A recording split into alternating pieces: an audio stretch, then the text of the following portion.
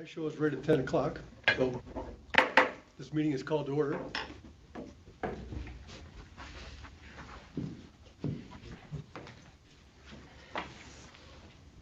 Once again, I'm Kevin Oster, the chair for the CPAC, and I'd like to quick before we get started. Please note that we get through the roll call, disclosure, business, of course, is going to be discussing schedule for CPAC committee meetings. Make sure that still works for everybody. And then to go over the vision statement that we started to draft out, the energy element, the environmental element that I believe we pretty much wrapped up in our last discussion, but we want to make sure that all the I's are dotted, all the T's are crossed, and everybody feels it's a good, accurate reflection of the direction we're going in. And then we'll cover the other business that's listed on the agenda. Does anyone have any questions about the agenda before we get started? Wonderful, good. Well, in that case, please everybody join me for the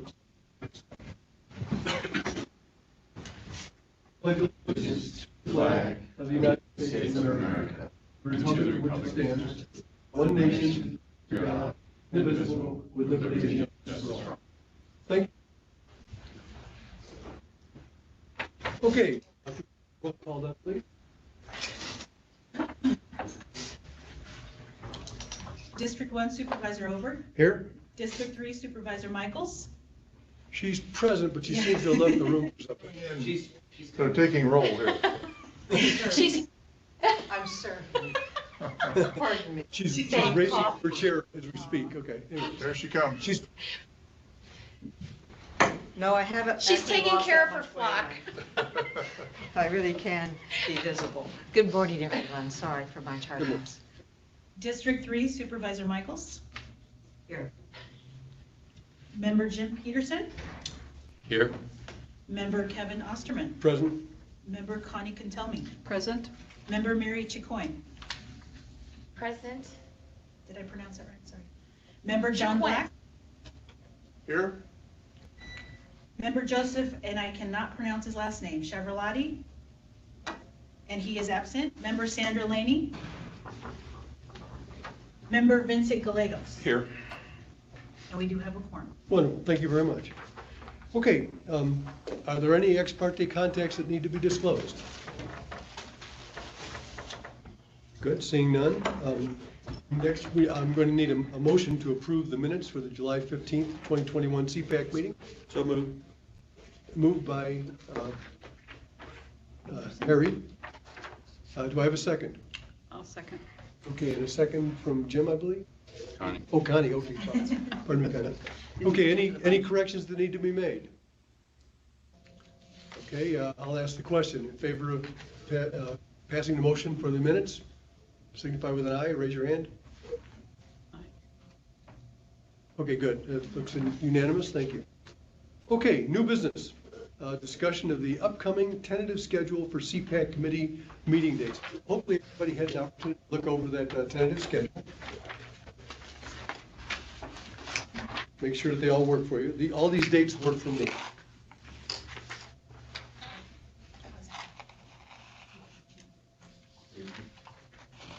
We have some corrections that need to be made? Yes, I believe the supervisors have joint session, and so it's in zoning in June and March. Okay, Okay. so is that on the same date?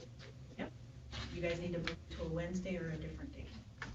Okay, so we need to move the June 9th and the March 10th to another date. Are those Thursdays on the calendar? Jeremy? I did send that to Jeremy and Cosby.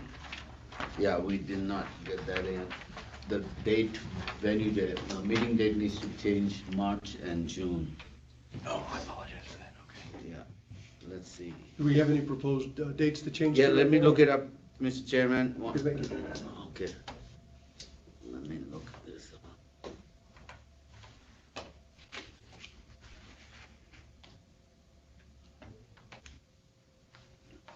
Okay, March, here we are. March 10th, we're gonna change that and move it to, let's see, Wednesday the 16th.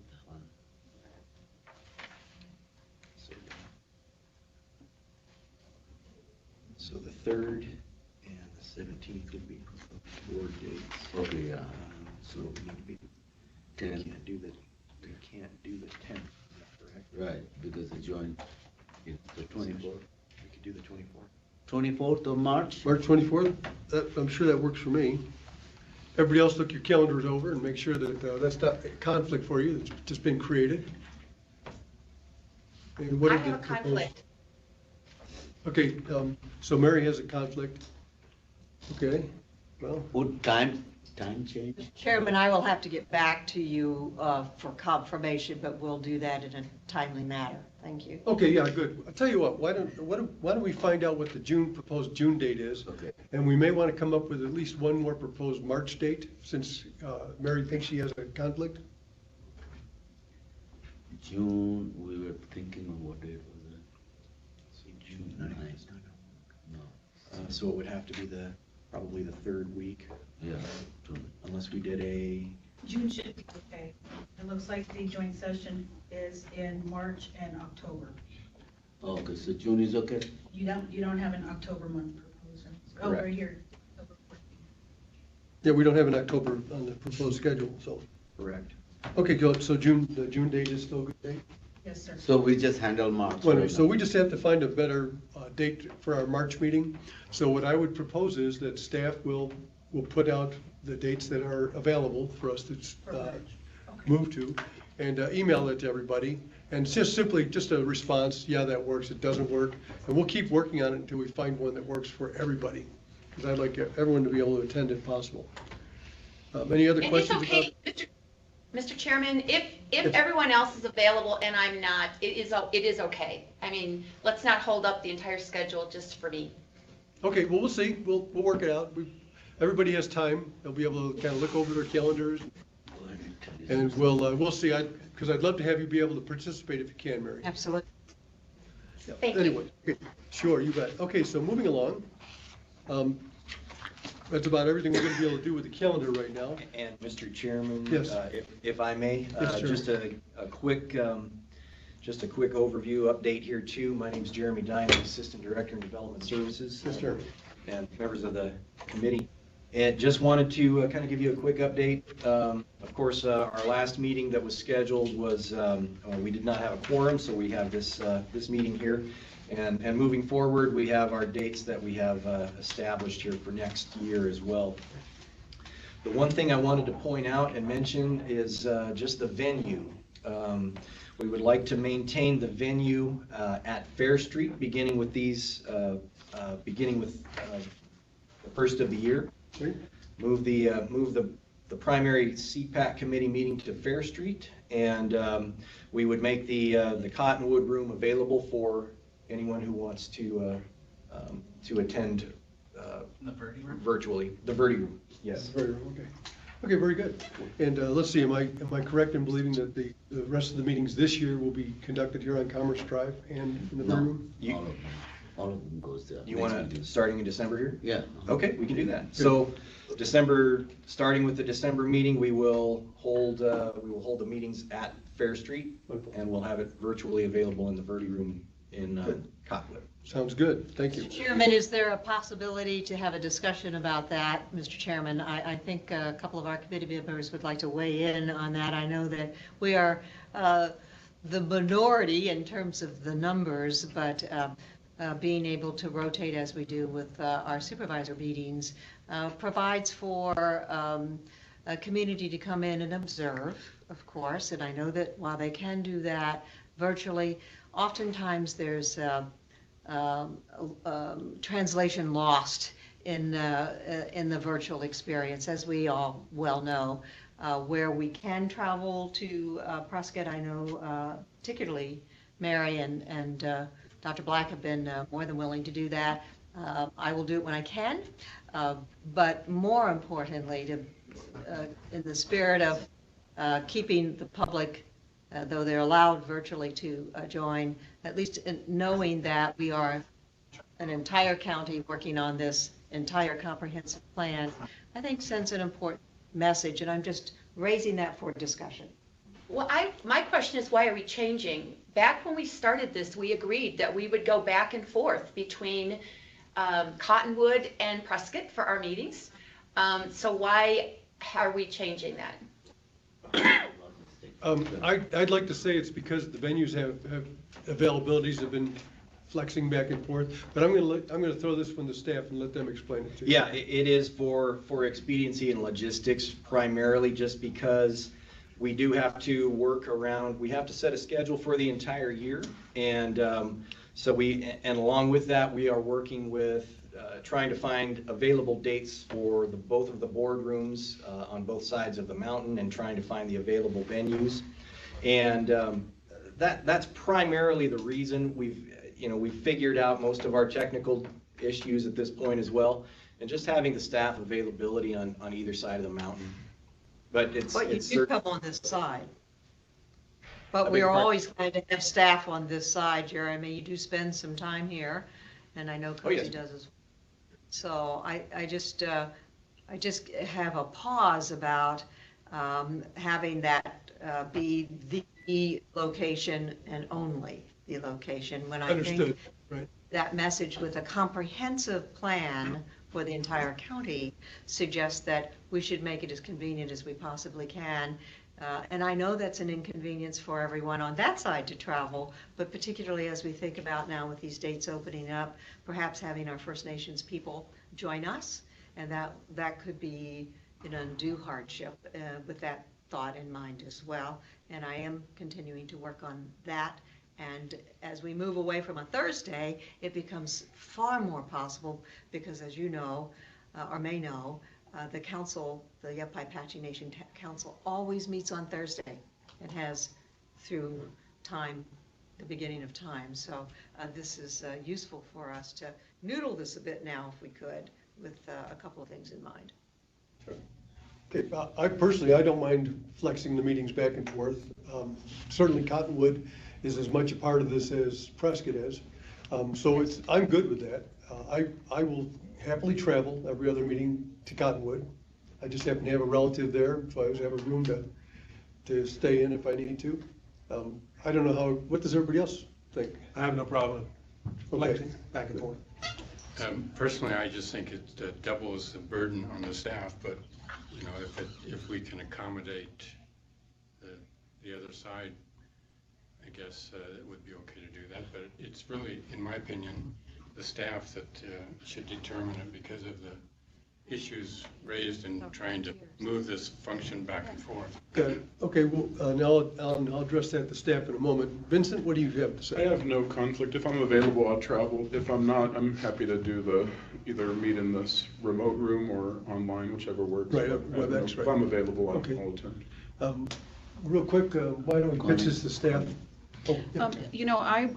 I'm working now, so a 2.5-hour day for me would now end up turning into a 5-hour day. Yeah. But providing we can do Zoom, Right, if WebEx, yes. everybody goes to Cottonwood, I'd be okay with it also. Okay, yeah, we should be I'll go when I WebEx can. capable. Once again, let me pitch this into staff real quick. Does that work for you? I mean, does Finding the that? hybrid opportunity, I think.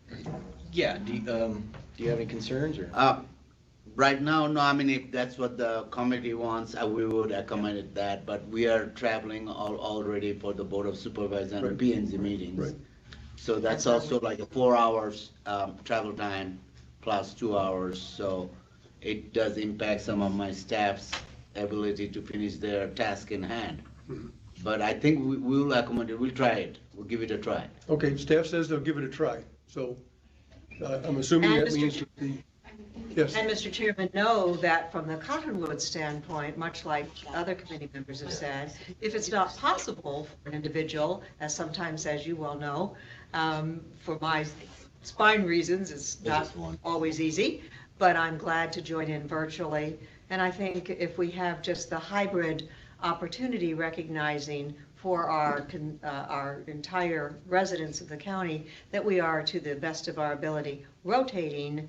And that may include that staff then joins us virtually too, which might be just fine for consideration. But You can always I think experiment that with it. possible. Okay, So, very good. Thanks. Mr. Chairman, if I may, we can, why don't we plan on having the December meeting at Fair Street in Prescott? and we will work on the logistics moving forward. So tentatively, the January meeting would be held in Cottonwood, okay? That's at 10 South 6th Street, correct? Correct, 10 South 6th Street. And we will work on those logistics. If there's something that we find prohibitive, we'll just bring it up at the next meeting here. Wonderful, good, thank you. Okay. Any other questions, comments as far as the calendar goes or meeting locations at this point in time? Once again, share your thoughts. If after we leave this meeting today, if you see some sort of conflict or you have a concern or whatever, please email and copy me if you can. And we'll get this thing, we'll make this as effective as possible and also as palatable as possible. Okay, the next thing up, I believe, is to discuss our statements, beginning with the vision statement. Is that correct? Yes. Mr. Chairman, member of the committee, good morning.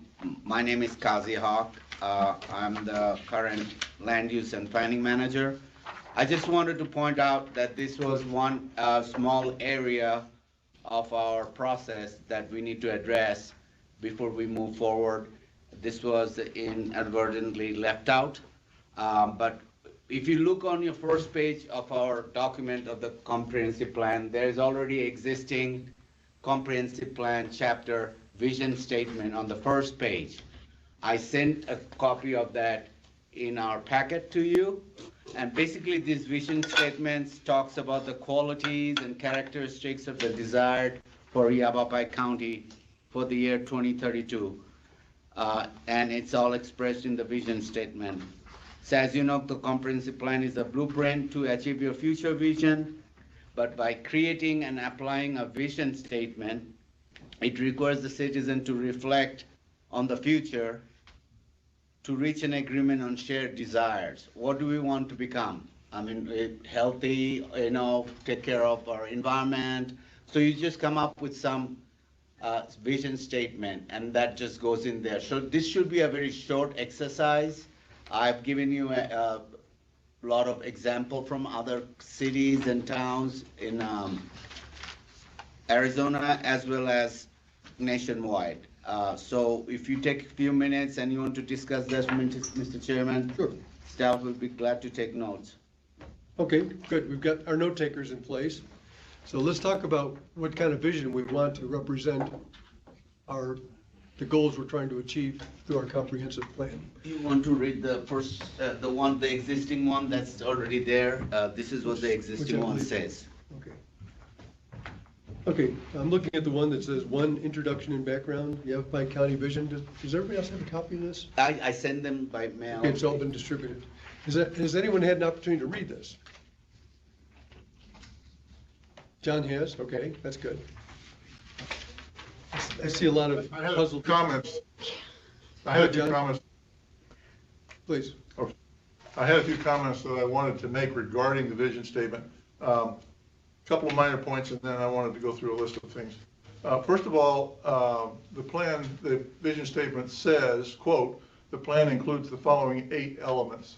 And I'm concerned that we may want to add additional elements. Right. There's nothing about that in there. Right. Specifically, I'm very focused on education. I think preparing our youth to be profitably employed and support the businesses in doing so. That's one thing that I would like to see added. Second point, it says our plan supports public policies that effectively protect the viability of working ranches. And my question is, where and how will these public policies be articulated in our comprehensive plan? Should this be an additional element, for example? I also want to thank the Development Services for providing these sample vision statements. I think it was very helpful to me. Saw quite a variety of approaches to vision statements. And in going through them, I came across a list of things that I think could very profitably be included in our own vision statement. It is a list. I can read through it, give you a sample of a few, whatever. I could pass it along to Development Services for consideration. Let me read a few, and we'll just decide where we want to go from there. First one, focusing efforts toward making urban areas more attractive for growth and infill of vacant parcels to take advantage of existing infrastructure and utilities and services, and to help relieve pressures of growth on the limited infrastructure and environmental resources in rural areas. That was just one of the things that I extracted from these other samples, the vision statements. Support the concepts that the cost of growth should be covered by those creating the growth. Promotion of adequate low-cost housing for working families. Maintaining close working relationships with the Arizona State Land Department, the Bureau of Land Management, and U.S. Forest Service to jointly manage access to and use of open spaces. I could go on and on. I have a list here, it's all written, and I could provide it to Development Services. If you'd like me to read the rest of them, I could do that. Well, we have note takers, so how are we doing on note taking? Have we been able to capture those elements so far? What are we doing? Well, why don't we, What would you like me to do? I would like to, if you wouldn't mind, list the elements that John is proposing, so we can have them right on our, in fact, I'll tell you what, I'll do it. You have a marker here? John, why don't you go ahead and start, once again, by listing your proposed elements? Can I be faxed this? First, can you email it to me? Yeah. Actually, that'd be fantastic. You guys have fax capability there? Or some scan? Email it. Terry, Drew, can these be shot to them now? Are you able to do that? Yes, we have someone who can help us Email. with that. We'll just send them to you. Okay. Okay, that's, Then we'll pull it up on the. Nell's spare Andrea trying to write And everything out. send it to Yeah, Andrea. wait, I have nice handwriting. It's fine. I don't. Thank you. Can you just Andrea, send? send it to you. Yeah, so go ahead and just, Send those to- That would be great. I'm sorry. looks Yeah. like John's gonna send it right now. Good. Very good. On their way. They're on their way. So in that conversation, while we're waiting, Yes. Drew is sending them to you, Mr. Chairman, to distribute. I think this is the heart, this is the meat of this matter. And so Cozy and Jeremy and all, thank you for providing this framework for discussion this morning. I think it's powerful stuff. I'd like to also offer up with that list a couple of others. We have already talked about one of them, which is the night sky preserve status. And then also a cultural. You'll note that our contiguous partner in Coconino County has always recognized cultural diversity values as an asset to their planning. And I think that's going to be particularly important as we go into the future, looking at how we grow partnerships, for example, with our Yaqui Apache Nation and our Hispanic population, and really make sure that we're engaging a full and diverse constituency as we think about comprehensive plan issues or matters. I also think it's powerful that in this new language, I think that's correct, or some language that I've read, we're recognizing that we have to have a conversation at least with our contiguous municipalities, incorporated, city, town, unincorporated. I am hearing from constituents that are, for example, in city of Cottonwood or incorporated areas like city of Sedona, we're contiguous to the county, and though we have our own, we really want to have a way to speak to the full county vision for itself, and we have much to offer in doing that. And I think a recognition in the language and perhaps inclusion at some point in some way, whether it's executive summary, however we want to reference it, is going to be an important consideration as we continue to grow as a county. Considerations of our small, contiguous, but incorporated city and towns is going to be increasingly important. Most obvious example is the recent annexation of Spring Creek on this side into the city of Cottonwood, for example. That was a little bit of a surprise. Yes, Harry. Couple comments. Right now, the elements that we're looking at, the 8, are they in statute? Are we required to look at those, or did we just come up with those on our own? Yes, no, those are the requirement for. Okay.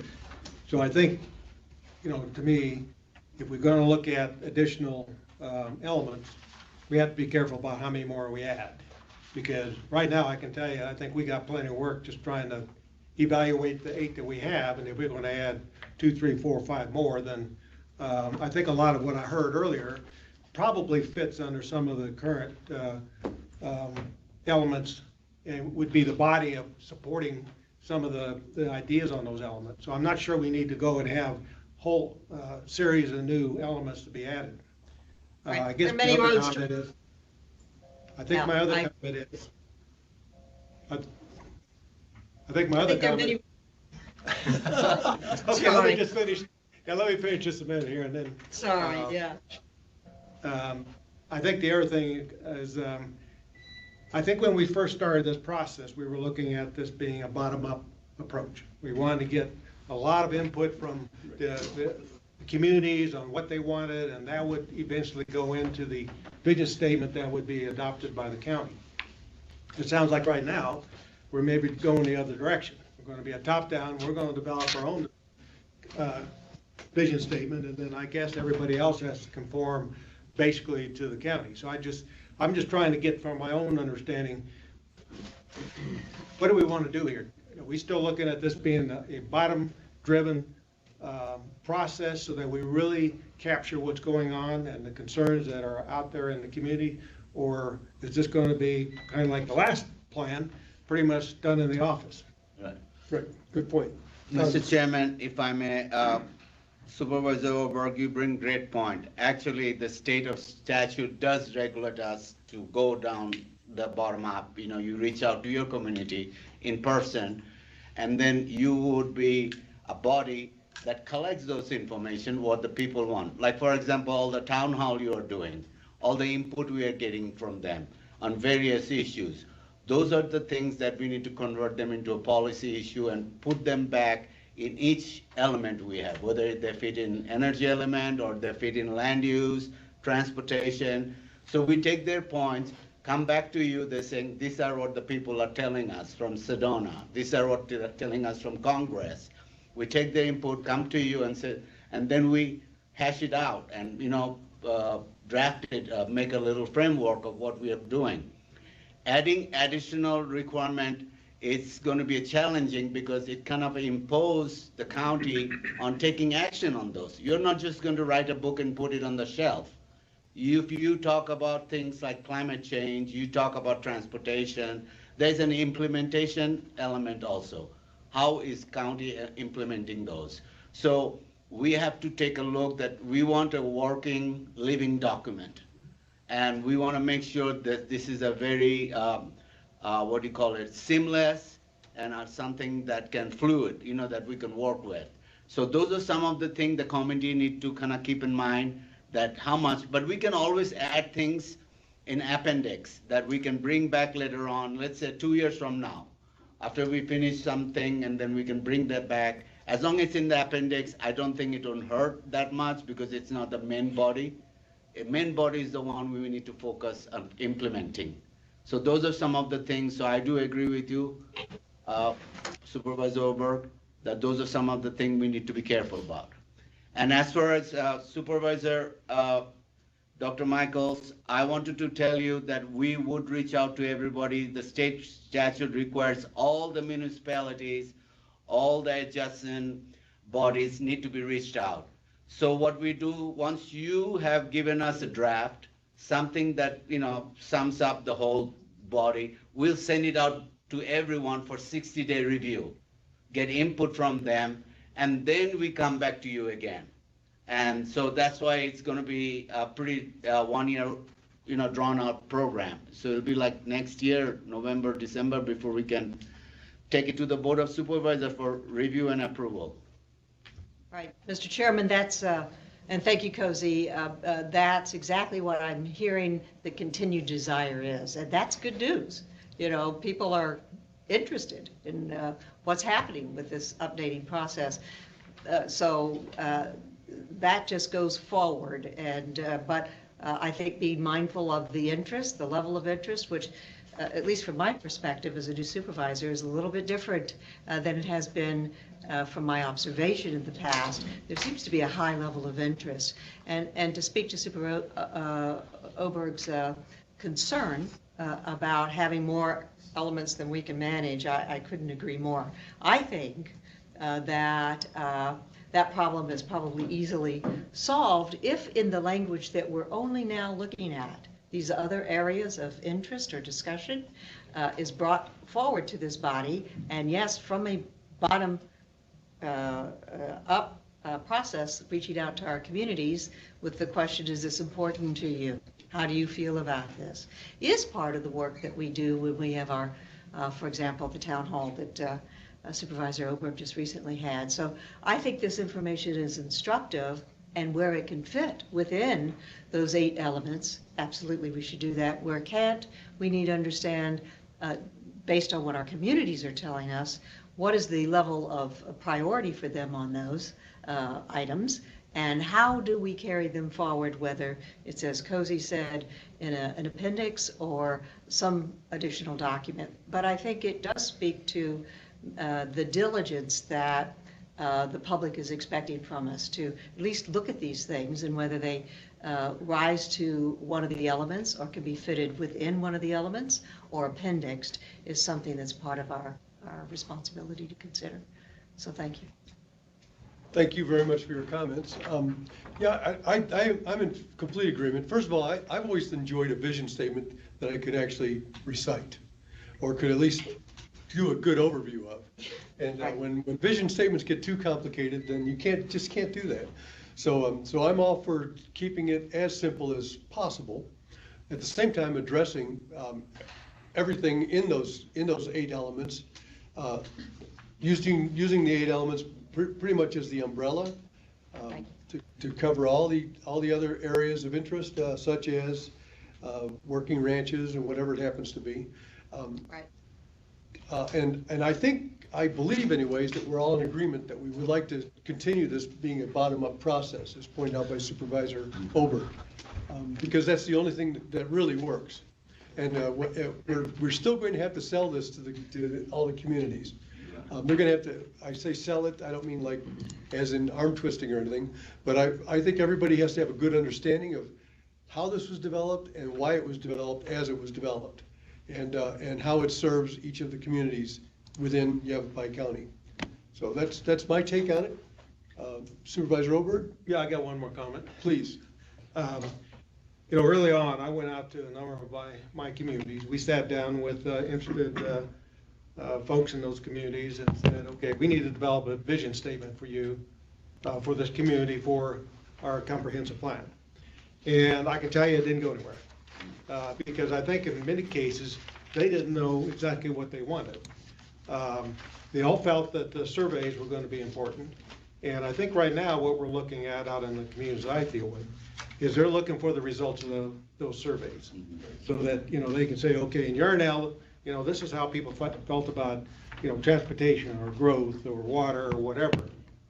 They think with that information, it'll be a lot easier for them to develop a community of interest, or, basically a vision statement for their community once they see what everybody else put in. So I think we need to continue to push to try and get, more people in all these communities, if they haven't done the survey, to do the survey. And, maybe after a period of time, maybe 2, 3, 4 months, they might go back in and say, I think about this thing totally differently, and put in another survey on a subject, let's say transportation. So I'm looking forward to the staff starting to provide to me what's the results of those surveys for my community, so we can go out and start getting those vision statements, because we need to get this thing done so we can really proceed on this schedule. Right. So Mr. Chairman, Mr. Chairman and Supervisor Oberg, we do have some survey results that we've compiled. We're going to we've got those summarized right now. We're going to present that at the next Board of Supervisors comprehensive plan update, so that all of the supervisors have their results for their specific district. So we will have that information available. Right. Mr. Chairman, if I may, Supervisor Oberg, I want to also point out to Supervisor Dr. Michaels that if there's any opportunity for staff to come and join some town hall or any meeting you're having in your area, we would definitely like to come and talk a little bit, take part of your agenda, if you could put us as comprehensive plan update, and just explain to the citizens what's going on. Because one of the state statutes is to go out and do the outreach to all different communities. And we have a lot of communities here, right? In Yavapai County, it's a huge county, but we need to be able to reach everyone as much as we can and try to get their input, hear their voice, what they want, and then bring it back to you and to talk about it. And you decide how you want to move. And then each one can give us their input on transportation, water. Like for example, right now the water is really in limbo because we have not figured out where we are going yet. Right. And so I cannot touch my water element yet because it'd be, fruitless to work on something when we don't know where we are going. So the water element, we have to pause till we figure out what position we are taking with water adequacy and other issues and what other communities are doing about it. So that's one thing I want to mention, that, sometimes those variables kind of set us back, but we are working, we are focused, we want to move forward toward that direction that you have given us. Mr. Chairman and Cozy, thank you, because I think that's a great example of this evolutionary process that we are in. And Supervisor Oberg, you're exactly right. I think going back, and we've done a bit of that. In fact, Jeremy has been with me on that with the Verde Village. We'll go back to Village of Oak Creek and our other areas, communities who are interested in having us do that. In fact, we'll ask for that interest because you're exactly right. Just as it has for us, it's taken a bit to look at this information, to absorb it, and then apply it in a way that we can sort of run it up the flagpole, if you will, and then we get some responses back, and sometimes they change. And that's really instructive. And that's what I mean by it being an evolutionary process. And I'm not worried that it will slow us down. I think what it will do, sometimes you have to slow down to speed up. And getting clarification can help us go forward in a much more timely manner to the finish line that we all, of course, are looking to be able to accomplish. Okay, good, well stated, thank you. Chairman? Yes, Connie. May I also say too, in reading the vision plan over and over again, you'll see the word guide in there many, many times. This vision statement is only to serve as a guide, and just a caution, if we get too precise, and I was just reading through the first, A through E, we don't want some of these things to become a directive, number one. It's a guide, truly. But we also don't want this vision statement to be used against the communities. And let me just give you an example. On here we've got, let's see, right here, letter C, promotion of adequate low-cost housing for working families. That all sounds wonderful. I think every community needs that. But what if we have, let's say when we went to Yarnell, what if we have a builder that, and this is hypothetical, but it has happened in other communities. We've got a builder that comes out of, Texas, and he picks Yarnell to do a giant project of, low-income housing. That community would have a cow about that. They would not want that. So I think we have to be very careful just to make sure that we all understand this is just a guide. It's not a directive. And when we include too much, I think we're allowing too much in communities that would not welcome certain things. And I'm just, picking the low housing thing just out of the air off of that list. But just be very careful in what you put down because it really is just a guide. It's not a directive. And am I wrong on that? Mr. Chairman, committee member Connie, what I think is that at this time we're just compiling all the ideas and thoughts. You'd have opportunity to slowly, go through it and take out things that you feel is a little bit more than what we should have. But right now we are just compiling good ideas, and these are good ideas. As you mentioned, it's a guide. So as many guide and policy-wise we can put in there, it can be a placeholder. Maybe we're not going to do anything about right now, but a low-cost housing is an important issue across the nation. And as a policy guide, you're not going to be able to get a lot of funding from HUD or any other place if your document, comprehensive plan, does not mention about low-cost housing. If your comprehensive plan doesn't talk about water issues, you're not going to get any federal funding because they will say, how did you guide your people? I mean, where is it? So those are some of the things why a lot of those ideas need to be in the comprehensive plan so that it stays as a guide, but at least you have the tools to talk about when you go for a federal grants or money that say it is in our comprehensive plan to address low-cost housing, for example. Chairman, Yes, can I? Jessica, please. Hi, so Jessica Sarkissian, Upfront Planning. I haven't gotten to meet you guys in person before, helping with figuring out all these, surveys and the plans and stuff like that. But I just wanted to focus on the vision statement, and you're absolutely correct about what, a lot of these up here that we have are really, really fabulous policy statements and goals which will go within each chapter, and you would hit on each of those. And the affordable housing is something, but you don't want to say certain words like affordable. You want to say attainable, low, entry level, just different types of things. So you have to just be careful.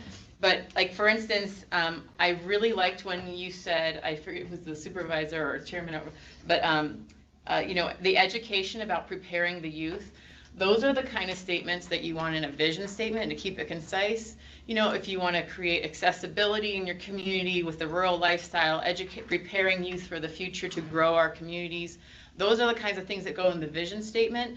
You keep it really high level because, as you mentioned, each community is going to have their own idea of what they want, and this is a countywide, and each municipality has their own vision statement within itself. And we don't supersede anything that goes on in the communities. We try to bring their continuing their stuff on fringes into the overall plan to make sure it works together. But we just need to make sure that, these ones here, like focusing area, like I see a ton of these that can go into several chapters, and that's what you do in these elements. For instance, like in growth and land use and transportation, they complement each other, so you hit them multiple times, so that when you have projects that come up, or grants, or ADOT, or all kinds of different things, you have the backbone saying, we want to support this and we want to do this. But you also have stuff, if you have a project you don't like, then you can say it doesn't support this overall vision. It creates more of an infrastructure dilemma or a roadway circulation problem, or it adds housing, but it doesn't add to the educational support of the community. So those are the kinds of things that we want all these areas, but I think also if when you look at the agenda, each of the agenda items is its own element for the different days, because this is a very long, as Kazi mentioned, a very long process. And a vision statement, if you make it too broad and you get too many cooks in the kitchen, if you start opening, like that's why we have the surveys. And I don't know if you guys I did see the survey results, and we did implement some of those survey results into these energy and environmental. There are actually policies in there per direct comments from the neighbors and residents. But just at this level, keep it high level, and then as you go forward, it's just like a table of contents. You're going bulleted further in. But as you mentioned, Connie, it is a policy document. And when we talk to residents and communicate with the public, we also need to remind them it is not we want a Trader Joe's, we want a this. It's not a zoning code. It's the document that allows you to create those other documents later. So it allows the supervisors to say, I want to update the transportation plan. I want to create an area plan for this area later. It just is the 10-year, allows the possibilities to happen, but it's not like you were mentioning, the finite, we're going to do this. That's the code, the formal code. So I know it's kind of like all over. What I believe I hear Jessica saying is she's recommending that we keep it at a 30,000-foot view. For the vision, for this item on the agenda, but then it gets further in, yes. Okay. This is John Black. I'd like to comment on that if you allow me. Please. Okay, I did, in going through the sample vision statements that Kazi has provided to us, I identified things that I felt were very useful, and they did appear in vision statements in other comprehensive plans. I'm not really saying that these should necessarily go into the vision statement. I think they should go somewhere into the comprehensive plan, maybe under the elements. Yeah. I brought them up here because we're discussing the vision statement and the other sample vision statements that Kazi provided to us. So I'm perfectly happy with putting these into any section of the comprehensive plan, not necessarily the vision statement. The other thing that Kazi mentioned, and I've spent many years doing this sort of a process. You start off by collecting ideas. You basically collect as many as you can, and then you structure a document and then review it and boil it down if necessary, if there are things you don't want in there. So we're at a point now where I think we want ideas. And what I'm doing is throwing some ideas into the pot here. I think, Mr. Chairman, that's a great point too. I also wanted to throw out to all of you, if you have not known, Arizona is very unique. When I work for a municipality, not a county, it applies mostly to the cities and towns in Arizona. We are the only two states in whole United States that requires the general plan, that's what's called in town and cities, general plan. It has to be voted by the voter. You know, it can be turned down. If the voter don't approve it, it happened in Scottsdale. They spent thousands of dollars and the voter didn't like it, that plan didn't get approved. So see, that is very important point. The Arizona state legislatures wants your general plan to go to the voter for approval. They don't do it for the county, but for, for cities and towns, that's a very big issue. So it shows what I'm trying to say. It's a very important document. It's a policy document, and we need to pay attention to what we are doing. Oh, I agree. I think we all agree on that point. Really, it's a question of, I believe we all want as high a quality of document as possible. Yes. Really reflecting community values. At the same time, we want to get it done by this time next year. Right. Mr. Chairman, Yes, Jim, please. it seems to me that we're, Raise your hand. it seems to me that trying to develop a vision statement before we know what the public wants in the vision statement is counterproductive. I think we should skip this item for now, go to the elements as we go through them, and then develop a vision statement from that input at a future date. That's just my opinion. Well stated. Donna, you had something, I'm sorry, Dr. Michaels, you had something you wanted to add? I think one of our committee members, Mary Shaquin, would like to make a comment. Mary, please, go ahead. Right, okay. First of all, I think we need to come to some agreement on what the vision statement looks like as we're preparing all of this. I think the one that we've currently got is cumbersome and verbose, very honestly. And Chairman, I agree with you. If we have a vision, we should be able to articulate it. We should know what it is. We should have that within our capacity to articulate it. I also agree. I don't know about sort of the other side of the mountain, but most of the communities in the Verde Valley have already drafted vision statements. I think we need to bring all of those forward as we're looking at the vision statement for the comprehensive plan, because I think those vision statements should help to inform the vision statement that we're talking about. So, I mean, as we look at this, is to say, what are the priorities as we look at all of the different communities who are creating vision statements? Maybe we have some kinds of headers that may be around, sort of our, key components or elements, that people know what the focus is, and there may be information on it. But I think we need to make it simple and in agreement with what our communities are telling us. And like I said, I think there are a lot of vision statements that have already been created that we need to see. Mr. John Blatt. John, please. I come from the academic world, at least part of my career. Whenever you publish a paper, which can be extremely technical and detailed, you're typically asked to write what's called an abstract, to insert at the beginning. I would argue that that is a very similar kind of a preface to what we're talking about here with our vision statement. You normally write the abstract as the very last step of putting the paper together. You're able to review the entire content of the paper and essentially boil it down and present it as an opening statement so that people can get an overview. So I do agree that it probably would be best not to try to finalize this vision statement this early in the process. I don't think we ever had the intent of finalizing the vision statement today, but we want to get the conversation moving, which appears we have. And my proposal as chair is that after we really discuss what we're hoping to have contained in the vision statement, that we put the ball back in the staff's court and let them gather some additional information for us and provide us with a recommended draft. One question I have, yeah, Jeremy, I know you have something, Go ahead. but one recommendation I have is, I love the point that you made, Mary, about all the communities having, many of them, already having a current vision statement. I don't think that those, I don't know if we're in possession of those. Yeah, we gave you some example on your page, Right, those are and not different necessarily the cities, and I mean, we have counties, and then if you look on second, third pages, Right. we have mostly counties that we're concentrating on. Yeah.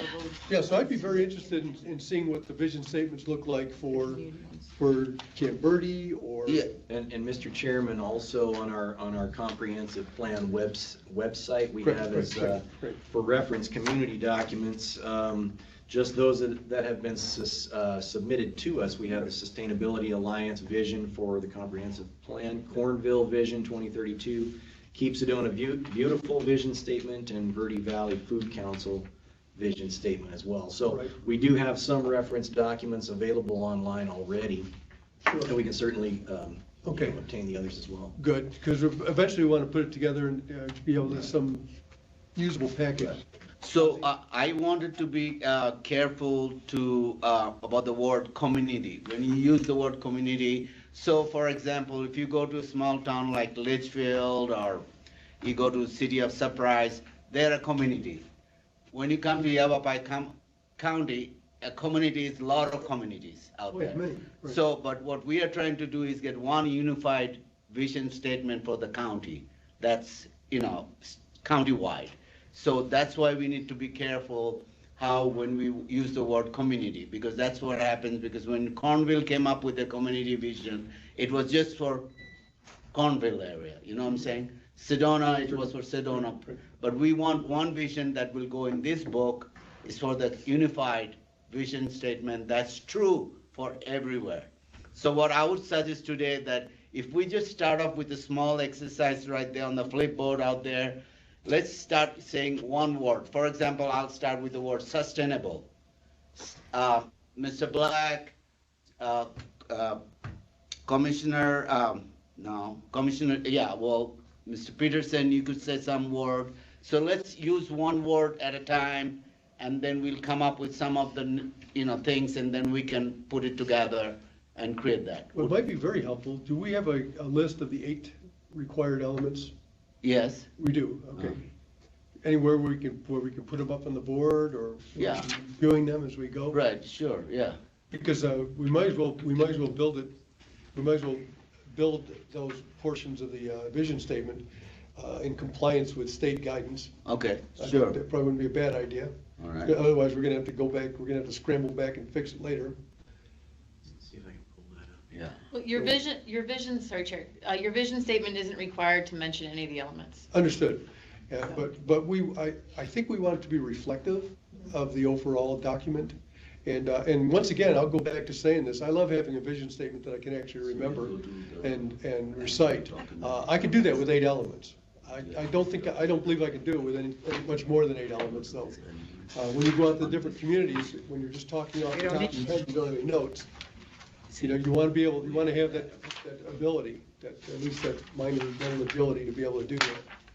I don't know how everybody else feels about that, but that's how I roll usually, especially when you're in a position as a supervisor and you have to try to explain what's being done to your constituents. You want to be able to talk about our vision and the various elements in our Okay, the Yeah. existing. plan. Chairman. So- Yes. We have 2 hands raised. Oh, okay. So we'll start with Supervisor Michaels. Thank you, Mr. Chairman, and I do concur with my colleague, Dr. Black, with respect to education.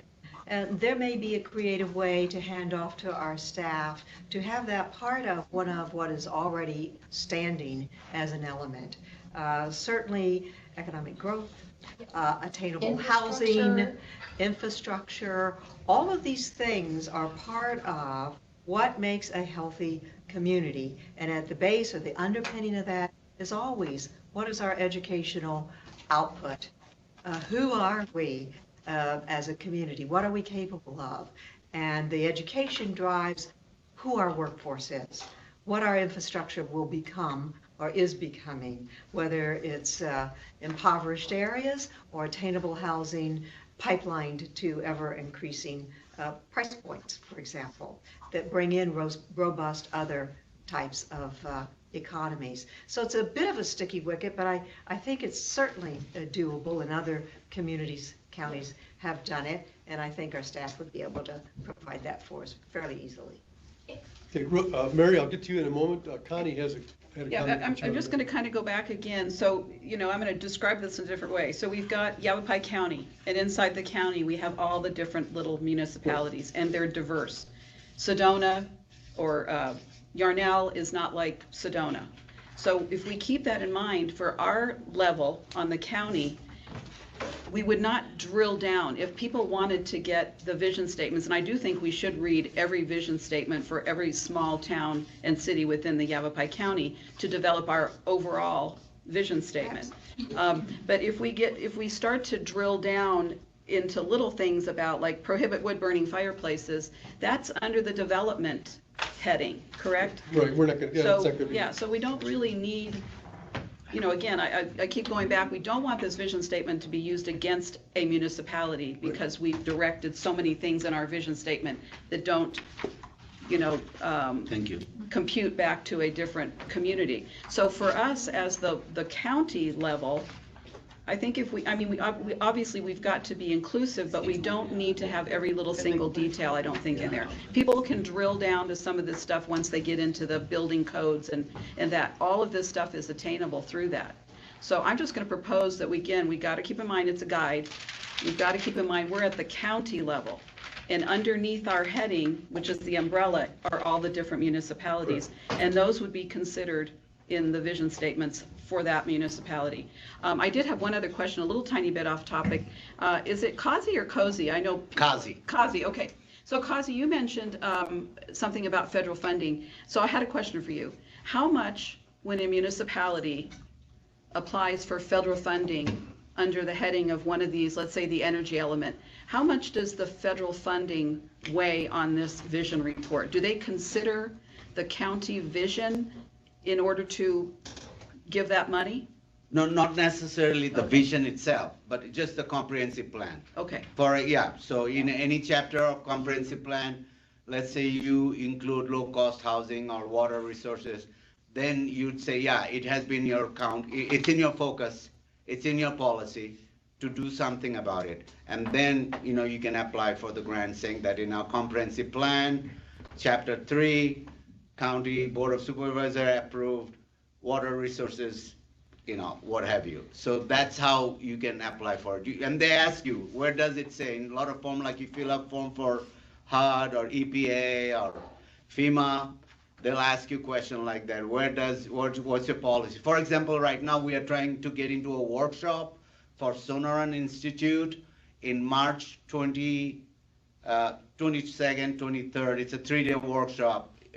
Sponsored by Sonoran Institute. They're sending it to all the communities, cities and towns and county. We want to apply it there. But there's a criteria. They say, what is your policy in water awareness? What is your policy on this and that? Well, if it's not in your document and you don't say it, you're not going to qualify for that application. Yeah, and what is the institute? It's called Sonoran Institute. Oh, Sonoran, okay. Yeah. Okay. So they're doing a workshop. So that's why it's very important to put the right ingredients in your book so that when you need to cook something, you have it ready. Okay. So, Mr. Chairman, if I may, Yes, please. we have the 8 elements Right there. on the whiteboard back there, and to your point earlier, if we wanted to start going down and examining what's the high level points from each of those elements, staff can start to kind of put that skeletal structure together for a vision statement, which can be worked on over the next few meetings. We're certainly not going to finish it today or the next meeting, but we can start putting that skeletal structure together. Okay, well, why don't I'll tell you what, I'll grab the marker this time, I'll spare you. Your handwriting is much better than mine. And why don't we just, if everyone will bear with me, let's start with land use. Get your hand up to the Land use. Moderator. Yeah, you go moderator. Okay, anyways, under land use, Just ask questions. I'll just go right in the bullet. Okay, so, sorry, sir. So they were asking me to help you, guide you. So in land use, you're thinking about, I guess we're gonna do like a visioning here. So in land use, you're thinking about what, are you feeling like you have enough housing? Do you have, what type, are you having enough low-income housing? Do you have too much housing? Are you looking for students? Are you having too much commercial? Do you want mixed use? Are you looking for solar? Like, you're starting to think about just all kinds of stuff. If there's something you have too much of in your community, if there's something you don't have enough of, you feel like in the future. You know, on a lot of the surveys that I've done in other communities, it comes back that they feel that it's kind of interesting because the surveys will come back feeling that there's too much high density housing. But then the next question they'll ask is there enough housing for entry level and students? And the answer is always no. So or is there senior housing? Do you have any senior housing needs? And land use, when you come into the elements, you're going to talk about policies that are going to say we want to encourage, like you said, like the mixed use, and it's going to tie in with the growth element of how to guide, you know, developments into a certain area and focus it there. So the land use policies will say something in terms of like, we want to encourage along high intensity rail or roadways or, you know, certain areas of the community, we want employment. We want more, you know, you're also thinking about tax revenue here. And in the end, the goal is to have a land use plan, because this will also tie in with the land use map. And it's going to tie in with your zoning and making sure you have a good percentage, a good distribution of land uses throughout the county. So you don't become too, you know, subdivision heavy or something, you know, things like that. So you want to make sure, and it'll talk about open space and things like that. So when you're thinking about land use, what's the goal for the future? Are there areas that you want to maintain it, what the current status quo is? Do you want to increase certain areas of the county in higher density, or you want to protect those rural areas and, you know, create policies of keeping the higher stuff away from them? So this is what land use, this is like the land use, it's the first one we're starting out with. It's the biggest chapter, a lot of the chapters that most developers and people only really care about, including residents. When you come out to public meetings, the residents really aren't going to hit on too much of that stuff, but they're going to look at where their houses, where their communities, and what the policies and the land uses you're putting in place there are. That is what your hot topic is going to be every time. Okay, Dr. Michaels? Yes, I'm just holding my hand up so I can make sure that my fellow committee members have a chance to speak to it as well. I believe both Dr. Black and Ms. Chagrin have points they wanted to make by way of introduction to this. Okay, please. Go ahead. Okay. Dr. Black, let's start with you, John. Well, I don't know specifically what she's referring to here. As far as discussion of the land use plan, I didn't see that on the agenda, so I'm not really prepared to talk about that. Oh, that's fine, okay. Mary, did you have something you wanted to add? I do. I would like to propose a different approach to this, because what we've been talking about is land use, and we've defined the element already, and we're looking at, under each one of them, putting goals and objectives. Or if we haven't done land use yet, we will. It's one of our elements. I would like to talk about our vision from the perspective of, let's call it embracing our rural heritage, and how do the elements fit under something like that? A responsible growth, you know, and the elements all fit into something like that. Effective infrastructure. We have a whole lot of elements that relate to something like that. Quality of life, that's not a real good one because everybody uses it, but we may define what that is. Another one that I have under the responsible growth is sort of a balance of open space. And then, you know, preserving our natural resources. To me, those are our visions of what we want to create, to have on a really big picture. And then we have the elements that say, this is how we're going to make this happen in our county. We embrace our rural heritage. So how do our elements ensure that we're embracing it and that we're maintaining that cultural heritage? To me, that's what a vision looks like. I think that's a good one. Okay, that's a very good point. Good point, Well yes. taken. Yeah, I started jotting some things down under land use, and I'm not really sure that's the direction we want to go in unless we're planning on having an all-day meeting. Right, right. So, but that gives us a general, some thoughts in that area. Once again, that's gonna be the biggest element in the plan. Mr. Chairman, if I may, whatever committee member Mary mentioned, I think we can start off, that's a good start, by giving us those 4 worded letters, like embracing our rural heritage, responsible growth. Everybody picks 1 or 2 words, and then we compile, and then we shrink it and form a good sentence.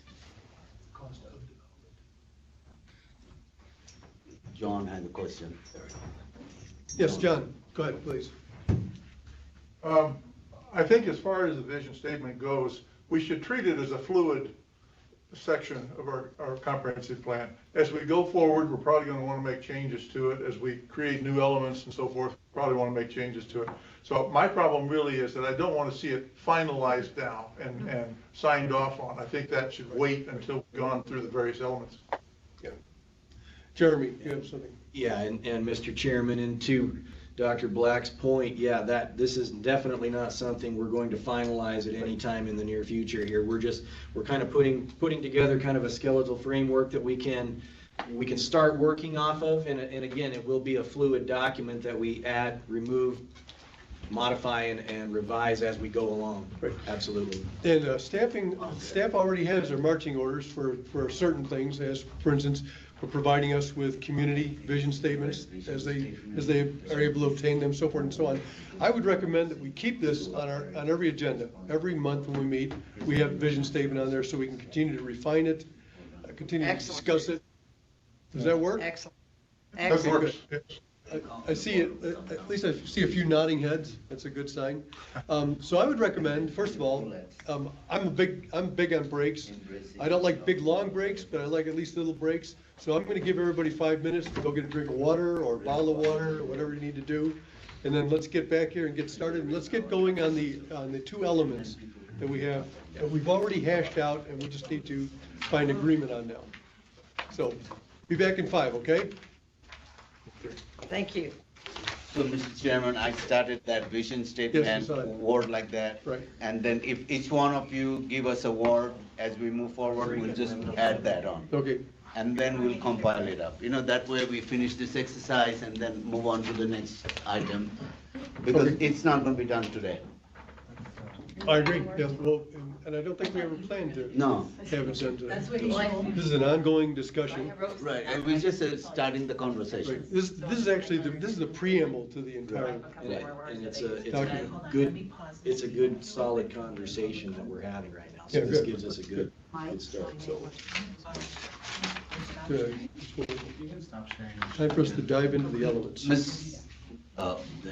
Mr. Black, can you see the board? Can you see the monitor out there? I can see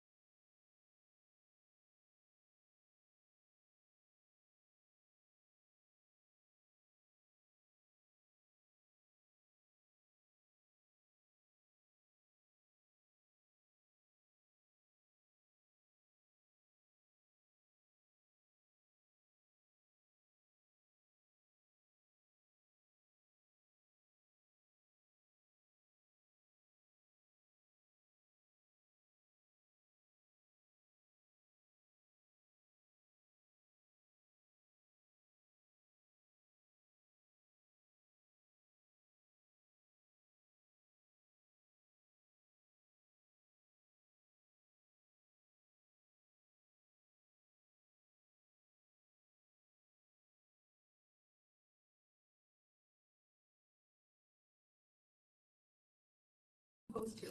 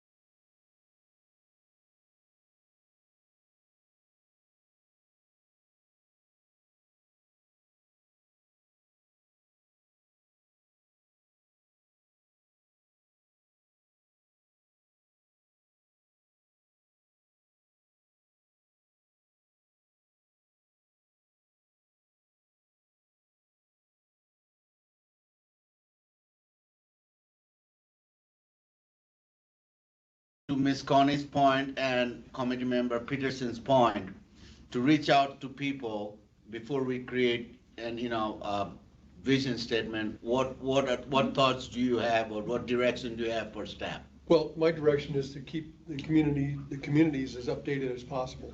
We have a website. In fact, when we get to other business, we're going to talk real quick, a fast overview again of the County Comprehensive Plan webpage.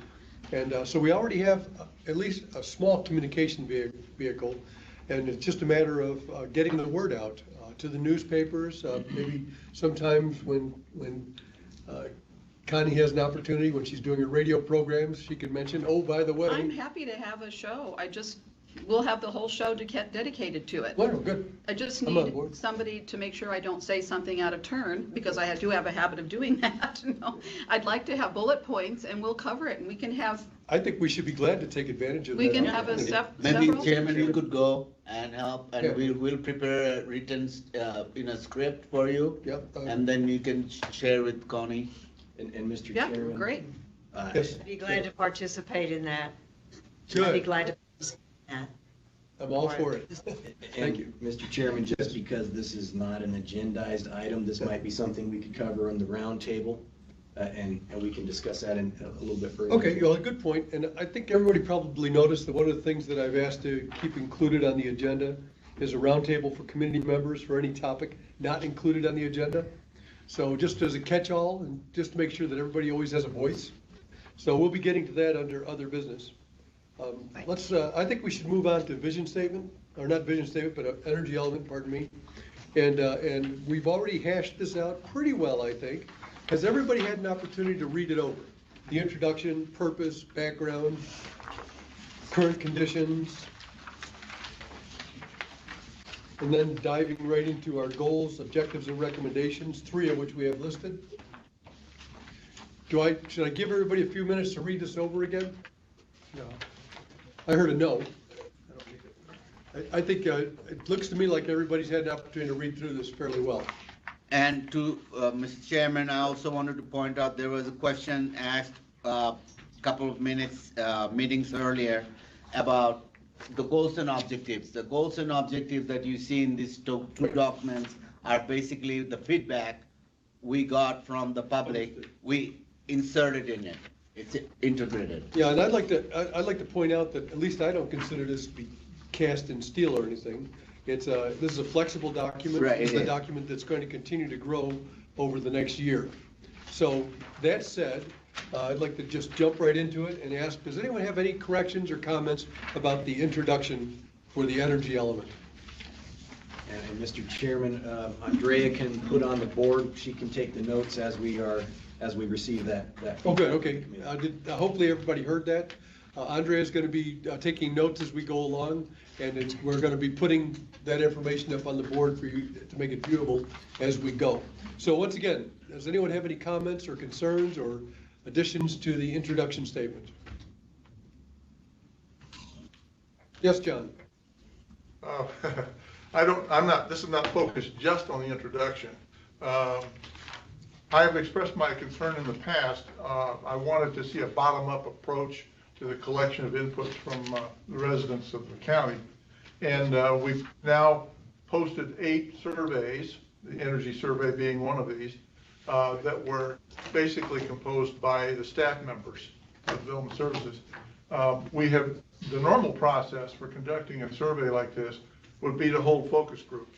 If you take a professional person who does this, they would set up focus groups and collect concerns, expressions of need or desire or whatever, put them into a survey, and then use the survey to determine how widespread those concerns are.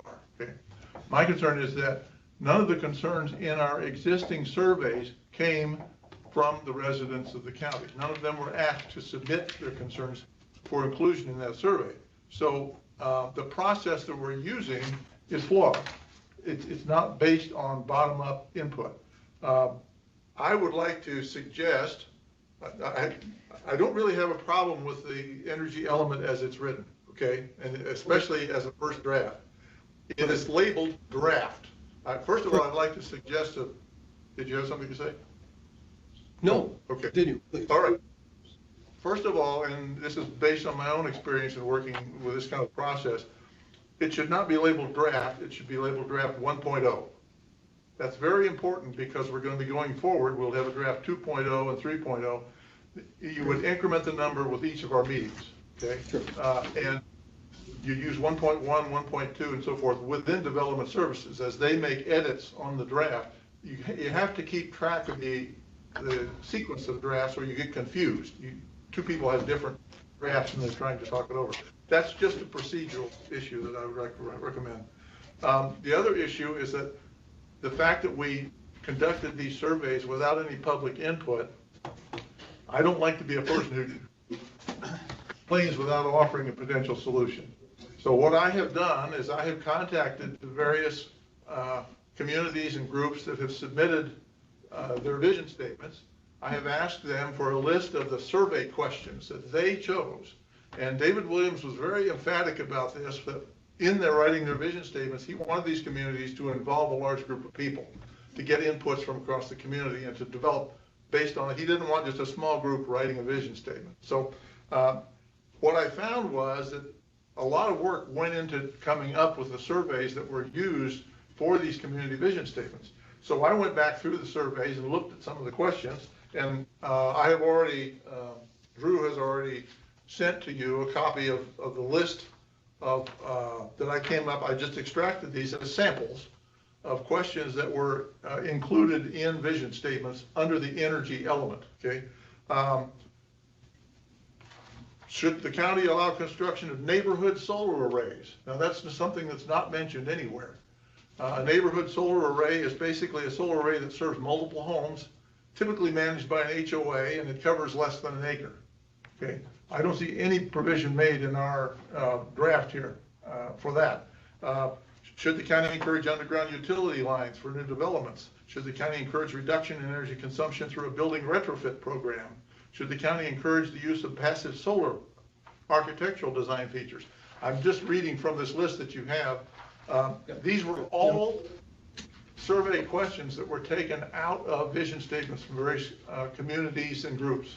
And I would like to see Development Services look through these surveys. I can certainly provide copies of them and look for possibilities to add and create a follow-on survey for each of these elements that would actually be based on public input. That's fine, John. First of all, I'd like to, in staff's defense, they're constantly circulating around the county, I think getting a great deal of feedback from communities as they go. Plus, we have our supervisors pretty routinely conducting town halls where they're gathering additional information. And by the way, at the town halls, they typically have representation from all the different offices. All the directors are either participate or have a direct representative there. So there's a lot of information gathering that's already going on. What we're doing today is not approving the final energy element. What we're doing now today is we're approving the language that we've already developed and with guidance to move forward. I like your idea of making this draft 1.0. We can make the next one draft 2.0 or however we want to number it. And that way we can keep track of it as we develop. That's a good idea. I like that. But I just want you to understand the input that to my knowledge anyways, that the staff and supervisors have already received from all around the county and are continuing to receive from around the county. And one other point I'd like to make is when we get to other business, we're going to talk about the overview of the county comprehensive plan webpage, which just has not really been very well advertised at this point. And I think we can do a better job of that. All of us can do a better job of that, including each committee member. That said, do I have any other comments before we dive back into the introduction of the energy element? Yes, John. Just have a follow-up on that. What I'm really trying to do here is establish a formal process for collecting this input. It's one thing to meet with people and have them talk to you and get ideas and stuff. These were actually documented by these communities and they were argued over and so forth. I would like to see that provided as input to Development Services for possible inclusion and then subsequent review by this committee. Sure. I'd like to have a process to do that. Right, and we also have the opportunity to produce additional survey instruments. We can continue the survey process for as long as we're developing the plan. There's no reason why we can't continue to collect feedback and make it as reflective of all the communities in Yavapai County as possible. Dr. Michaels, I believe you had a comment you wanted to make? No, I would just add that makes sense. There's no reason not to integrate it for staff review to bring then to this body. That is the bottom up process that we're trying to be in, and I think using Dr. Black's idea. And I want us to be able to very convincingly be able to tell all of the public that we did develop this plan from the bottom up, and be able to demonstrate to them the entire process for how we did that. So, any other comments before we jump back into the introduction of the energy element? Does anyone see any? Yes. Yes. Can I make one suggestion? Please, we Mary. all know the alphabet soup that we work with, but I think we need to make sure as we're putting abbreviations in for different things, we need to make sure that at least at the beginning we define what some of these things are, because I think we need to almost make it idiot-proof, right? Everybody probably knows what DOE is, but let's not assume that everybody knows what it is, or MET and some of those. That we do it that we make sure that at least the first time something is used, we spell out the name. Typically in every paper I've ever developed, I did that, and I think we all have, so that's not a problem, and I'm sure that, in fact, I see staff making note of that right now, so we'll make sure that is spelled out very clearly to everybody. Going back to it now, back to the introduction statement. Are there any other comments Any other corrections, any other suggestions before I move to the purpose statement? Going once, going twice? Okay, purpose. Any comments, corrections, suggestions on the purpose statement? Seems pretty clear cut. Once again, there may be some verbiage that can be added or deleted. Anything jump out at anybody? I see a lot of nodding heads. Oh, good, let's go to background then. Same thing on background. Yes, John? The first sentence reads, recently in 2020, the U.S. Congress streamlines the process for the energy policy. That needs to be restructured. It doesn't make sense, but It's sort of salesy, isn't it? Okay, so offer some suggestions. How about if we just say in 2020, leave out the recently for starters? Because 2020 doesn't feel real recent to me anymore. Okay, no argument there. Okay, what else, That John? works. So in 2020, U.S. Congress, do we want to continue to use the word streamlines? Well, I don't know that we need to necessarily edit this right now. I think Development Services can certainly do that. They can. Oh, yeah, that's fine, but anything that jumps out at you that's glaring, that's what I want to hear about. Yeah, I was does just anyone feel concerned we need about to the modify wording of words the such as streamlines? Yeah, Okay, well, let's give staff an opportunity to tinker with that a little bit. And if we're done with background, then let's move to current conditions. Once again, starts out in 2010. The Board of Supervisors adopted definitions for solar and wind energy development into the planning and zoning ordinance. There was some concern expressed about that the solar had not been adequately addressed. This at least mentions it under current conditions. I would like to suggest that I could submit my list, or I suppose you have the list, that could be passed along to Kazi to look at. There's a whole list of these things that I think might want to be considered as far as inclusion in this. We don't necessarily need to go through them here. He could either put those in the packet for the next meeting or just incorporate them and allow us to review the modified draft. I might even suggest incorporating by highlighting in yellow so that we know they've been Excellent. incorporated and our eye can go more easily to it. Specify, see the Yes. changes, yes. Okay, current conditions is a rather long passage. Yeah. Looks like about 12 paragraphs or so. Pretty lengthy. I thought it was fairly comprehensive myself, but that would be fine. Not only for John to submit any suggested modifications, corrections, but the entire committee. And then that way, at the next meeting, we can start off the meeting by just reviewing what we've all agreed upon and move from there. Once again, none of this is cast in steel. I think we want to make it as flexible of a document as possible, and we know we're going to continue building it for the next year. So that said, once again, Chairman, if we could just make sure that it is highlighted so that we can see that it is a change or addition or an edit Good. that's been recommended. I That's think fine. that'll move us along more quickly. wonderful. So does anything in current conditions jump out at you at this time?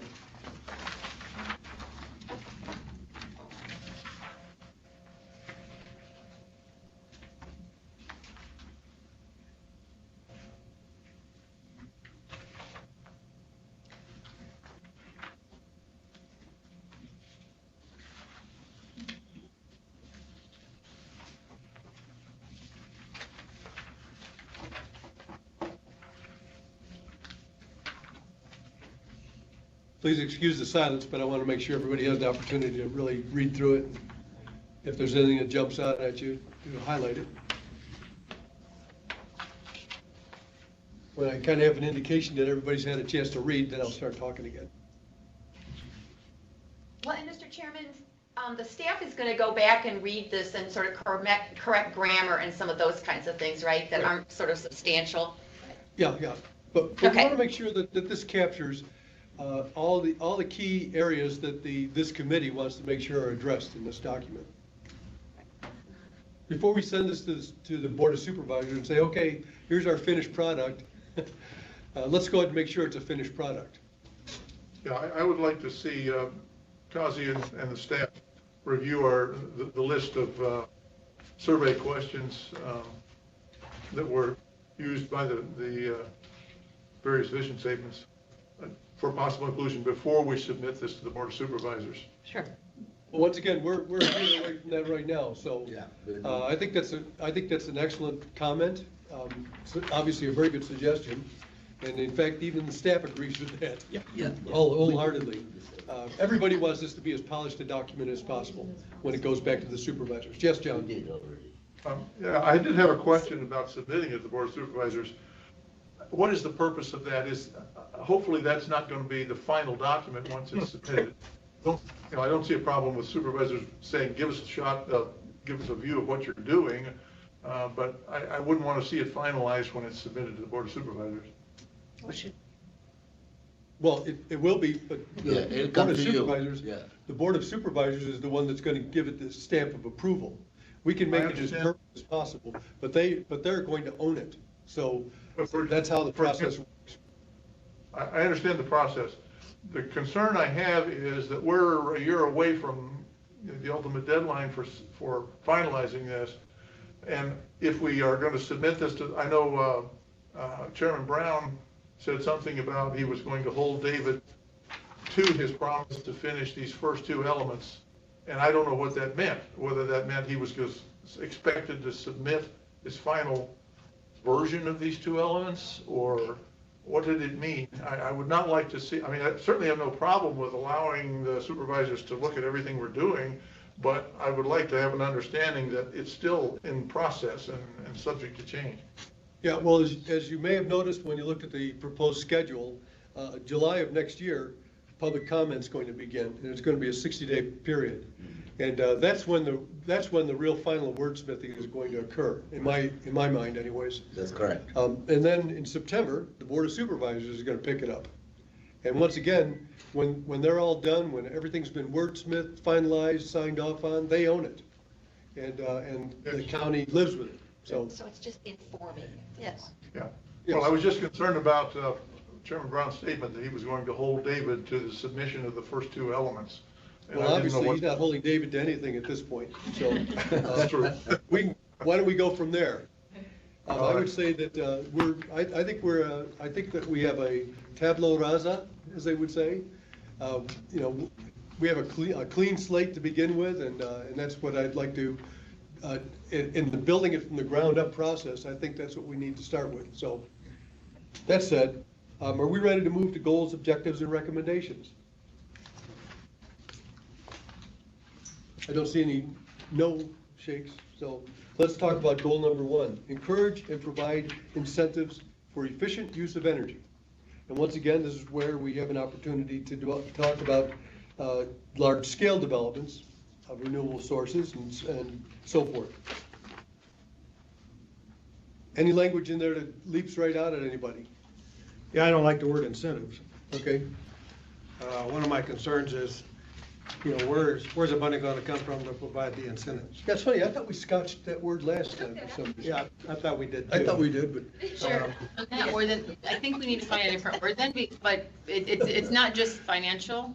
Yeah. It has to do with development process, like you can, sometimes in some communities, they'll say for this type of project. Expedite. It's expediting the process, it's just streamlining the timelines or something, it's not always a Review process. financial. Yeah. So so that's what a lot of communities are looking for, especially on the large solar stuff, because it is such a cumbersome project, they're trying to figure out ways to expedite. So I don't know if you want to encourage and expedite, or if there's another word that we Yeah, could, we'll encourage and expedite. or, I think yeah, that- I don't know what your Well, feelings are. take out the if you word want- incentive, and it's still a good sentence. I think both of them. Encourage, what was it? Encourage and expedite. expedite for efficient. Good. Anything else? Yeah, it's funny, because I thought we had agreed we didn't want to include that word last time when we talked, so I think it snuck in. Yes. Okay, how about goal number 2? Pretty straightforward. Did you have any, Terry, do you have any questions on the objectives that are underneath the goals? Well, actually, I was kind of sort of rolling them all in together, because that's, each goal has For instance, under goal number one, So the objectives, A through D. Chair, the objectives, the objectives are where we put a lot of the community survey results. Right. So if there's anything that you feel should be added, if you've thought of, I know you mentioned you had some in the list, but if there's any that you feel strongly that we're missing, let us know so we can put Oh, those absolutely. into. Thank you, Jessica. As I pointed out earlier, I consider this to be a living document. And so this isn't something we're just going to cast and leave. This is something we're going to continue to polish for the next year. So anyhow, I think we're ready to move to goal number 2 then. Can I bring up one point? Yes, please. Under the objectives, Yes, could we Colin. just potentially add an E that says something like encourage massive water preservation, or, because I think, the state is shifting now, since we've been in a drought, a proclaimed drought, towards encouraging anything that has massive water use. And I think the county's gonna eventually have to jump on board with that.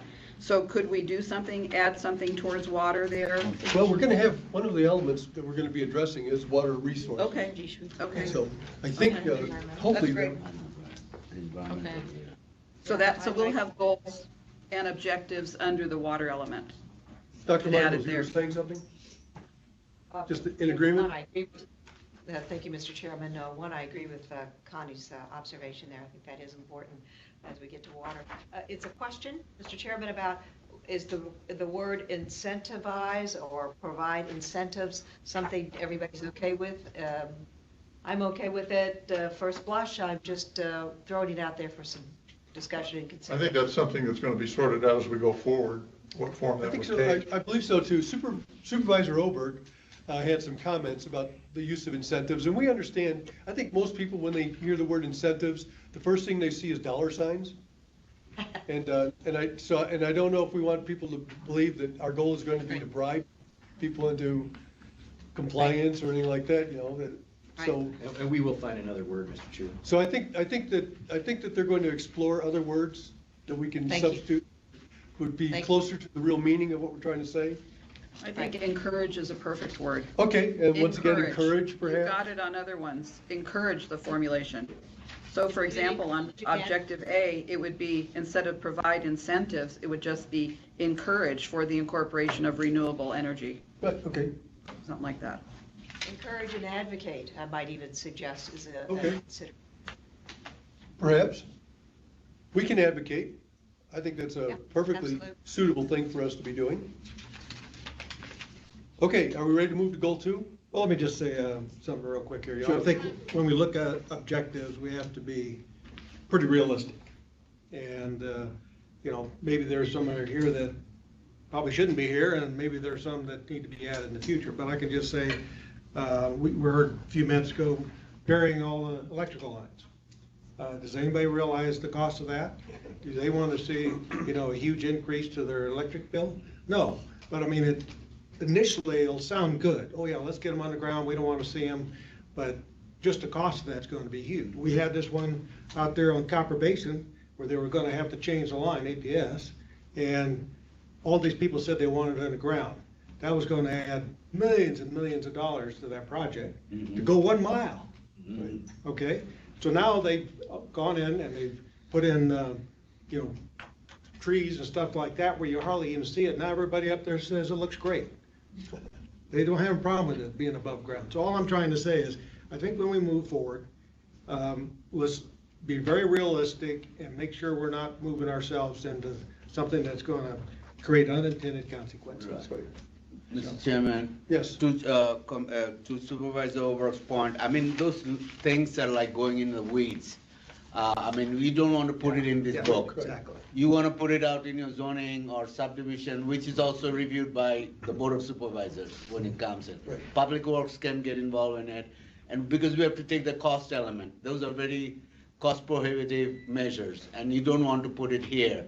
You want to keep it very broad, 30,000 level, 30,000 foot level. foot level is the objective. You don't want to go into the details about putting, because those are typically in your subdivision ordinance, undergrounding, that'll be like maybe 12 kV or less, or 13, the telephone poles or something like that. that used to be in old days, but putting those whopper line, big lines that comes in there, that's almost impossible. It costs millions of dollars per mile to put Okay. on the ground. Well, let me just add one more thing. Right now, Arizona is paid to take energy, solar energy from California, from about 11 to 2 o'clock. So they have to shut down all their generation so they can take this power, or else they burn up the lines. Okay? Now, if we start producing all this solar at the same time that California wants to give it to us, what's that gonna cost? We could actually burn up our lines because we have too much power that we can't shut off. Right. So I think, again, when we move forward on this stuff, we gotta be very realistic and, what's physically, possible today. And I just wanna make sure that we keep, like you say, keep everything at a high level, like you also said, maybe, some development someplace wants to put a ball in the ground. If they wanna go ahead and do that and build that into the development plan, that's fine. I don't have a problem with that. Right. But I don't think it should be anything that we try and espouse countywide. I understand, yes. Anyway, just my thought. Okay, so anyways, thank you very much for your thoughts. Based on that, moving on to goal number 2, anything jump out at you under renewables energy, greater use of renewable energy? Once again, keeping in mind, we're trying to keep this at 30,000 feet. Could we change the word greater to expanded? Where would that be now?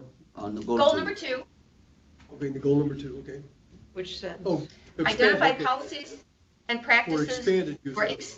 for the expanded use of renewable energy, not the greater use. Yeah. Yeah, I like that. How does everybody else feel about swapping that word out? I don't have a problem. I see a lot of nodding heads. Okay, so we're going to, that's a good, I like that. Yeah. Okay, anything else under goal number 2? Okay, moving to goal number 3. This is a relatively, this is a lengthier goal. Encourage the education of the public regarding energy conservation tools. It seems that everybody on the committee is at least in agreement that we want to educate the public as much as possible. Reasonably. I like the consistency, Mr. Chairman, of continuing with advocate. Promote almost sounds like we're going to hire some firm to market it for us. And I think advocating is a better, more consistent county government use word throughout, and we've been doing that beforehand here. And that's a good, strong word. I think it has a lot of power behind it. If you're an advocate, you're an advocate. Either you're in or you're out, right? So, once again, I see nodding heads. Anything else about goal number 3? Provide, encourage, continue. The very last bullet there, streamline the permitting process. Already, great leaps have been made on that, I think, with the online process, which I was one of the first people to take advantage of. It worked great for permitting. It's good to hear. Yeah, it did. It worked fantastic all the way around. Okay, I think it's a disaster. We'll have to talk about that sometime. What's a disaster now? I'll tell you about it later. Okay. Yeah. Okay, anything else anyways? Is that it on the energy element for now? Okay, let's go to the environmental element. Once again, these are points that we had already hashed over, but we're catching things. Yeah. Small things, but things that we want to make sure are corrected. So let's go through this with the same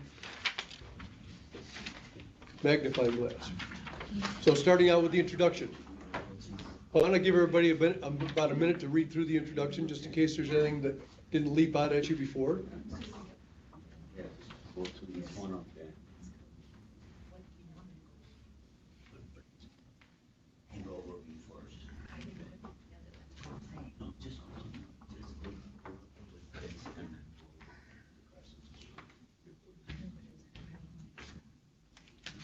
One thing that I noticed in the 4th paragraph where it says recent outreach meetings, we may just want to scotch the word recent and just say outreach meetings, because over a period of time, they're not going to be recent anymore.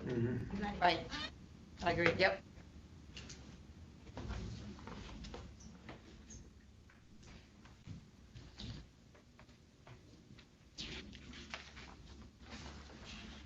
Some of this is good, very good educational stuff, like early settlement tended to occur along drainage ways and floodplains for practical reasons.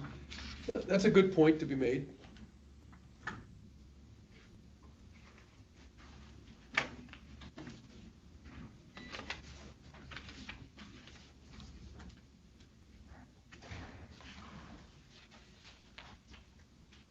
So,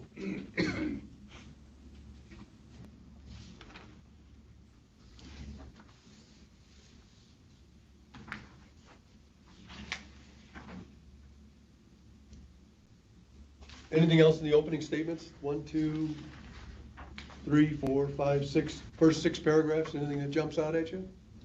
Or are we ready to move to wildlife?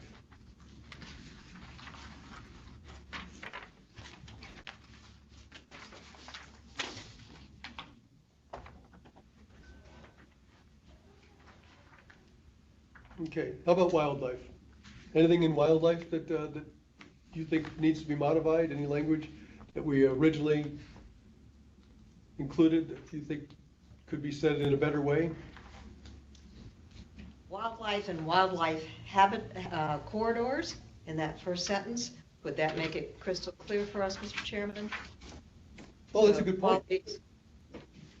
But also for the wildlife and wildlife corridors Right, that inhabit or exist. the wildlife and wildlife corridors. I know staff caught that, yeah? Yes. They're nodding heads. Very important, actually, especially when you start talking about planning open space. It has to be open space that's congruent with what wildlife plans to do. When you start putting up fences and walls and who knows what. Anything else under wildlife?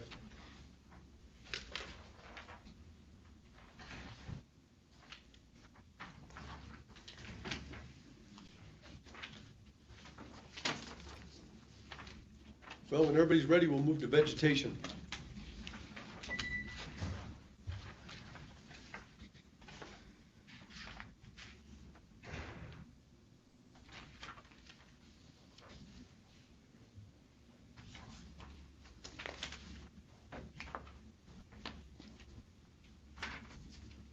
Let me know if you spot anything under vegetation. Once again, a good educational feature, I think the first bullets that are provided there. As far as what we're talking about in terms of vegetation. I don't think anything was missed.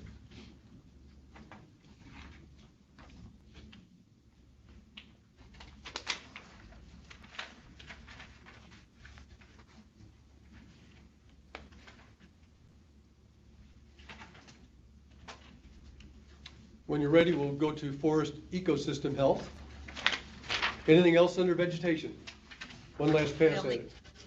Mr. Chairman, the only question I would have for the group is in that last paragraph mentioning the invasive, non-native species, et cetera. Such species can cause harm to horses, livestock, and wildlife, as well as quality of life for residents. Right. Where would you want to insert that? After wildlife? Right at the very end? At the very end, yes, sir. Okay. Staff, do you have that? Okay, good. They've got that. Thank you. Good addition. Okay, now, once again, forest ecosystem health.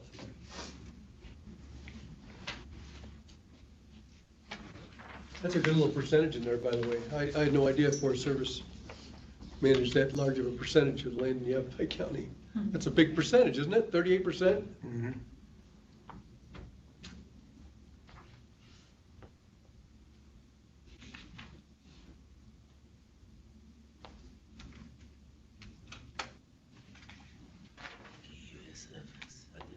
Any comments? Hopefully everybody's had an opportunity to read through that. Once again, a living document, so don't feel like we're stuck with something if you don't catch it today. Mr. Chairman? Yes. What I might ask, since I think, I agree with you, this is really educational besides making all of our recommendations.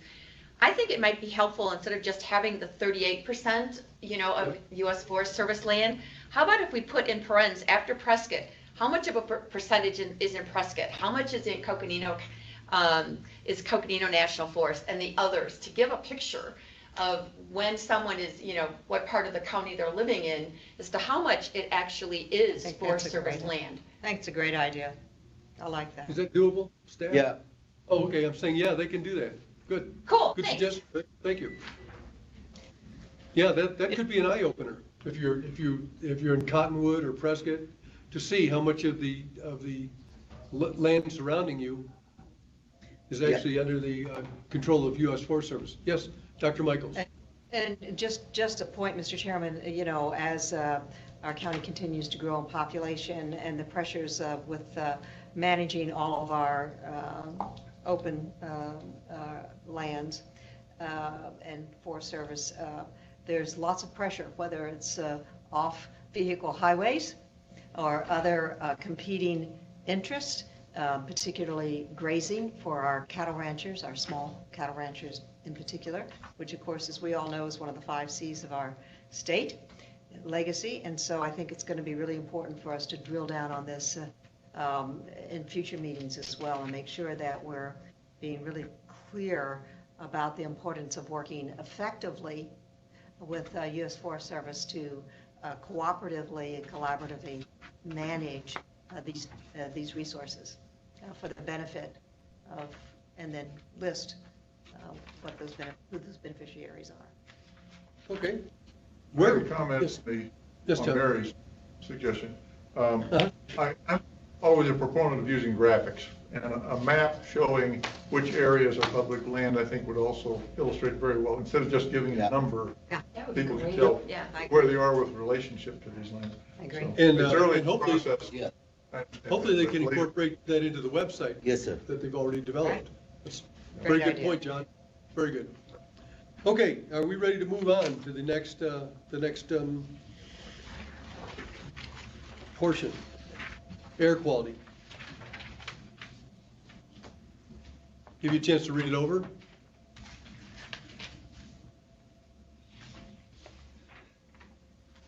Oh, by the way, I wonder if we couldn't go ahead and title this document, the environmental element, also as 1.0, draft 1.0? It's written down already. Okay, good, thanks.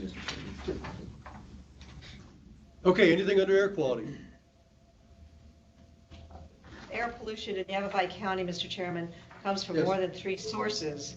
Right. We note here dust and other particulates, prescribed Yes. burns, Right. and regional haze. We Yes. also know that we've become a very active and extreme wildfire center in our western states. I don't know Right. if there's a way to really bring that more forward than is here about just reducing risk of fire. Geez, I don't know. But Yeah. certainly, that's a huge issue now for us. Right, yeah, of course, they do address prescribed burns, I think, with But, pretty what about- comprehensive. yeah, Non-prescribed. Non-prescribed. But What about non-prescribed burns? yeah, How about the wildfires. And fires, and The wildfires. wild- Okay, let's, yeah, Add that. just and wildfires. And wildfires, yes, sir. Okay, where can we best insert that? I think a mere comma Yeah. Yeah, will do it. right after prescribed burns. Got it, okay, very good, Comma. good. Okay, anything else under air quality? Once again, we're gonna be continuing to work on each of these elements as we go along. Okay, goals, objectives, and recommendations. Goal number 1. Support programs which educate the public. Yes, John? Under Goal 2, Objective C, this has to do with Mary's earlier comment. It says traffic congestion, LOS. I'm Oh, not yeah. sure what that, We got Level lots of those. service, Yeah, level of service, so, we'll correct Yeah, that. all of those should be spelled out if possible. yeah, and then you can put the acronym in parentheses behind it, and then just use the acronym from that point We'll on. have, on the first page, somewhere on the document, we'll have all the list of abbreviation. Glossary or Yeah, a, glossary. okay. Okay. Yeah. I don't know if you caught that or not, but a glossary will be included in the document. Anything else? Good. Under goal 3, how about goal 4? Support environmentally conscious development.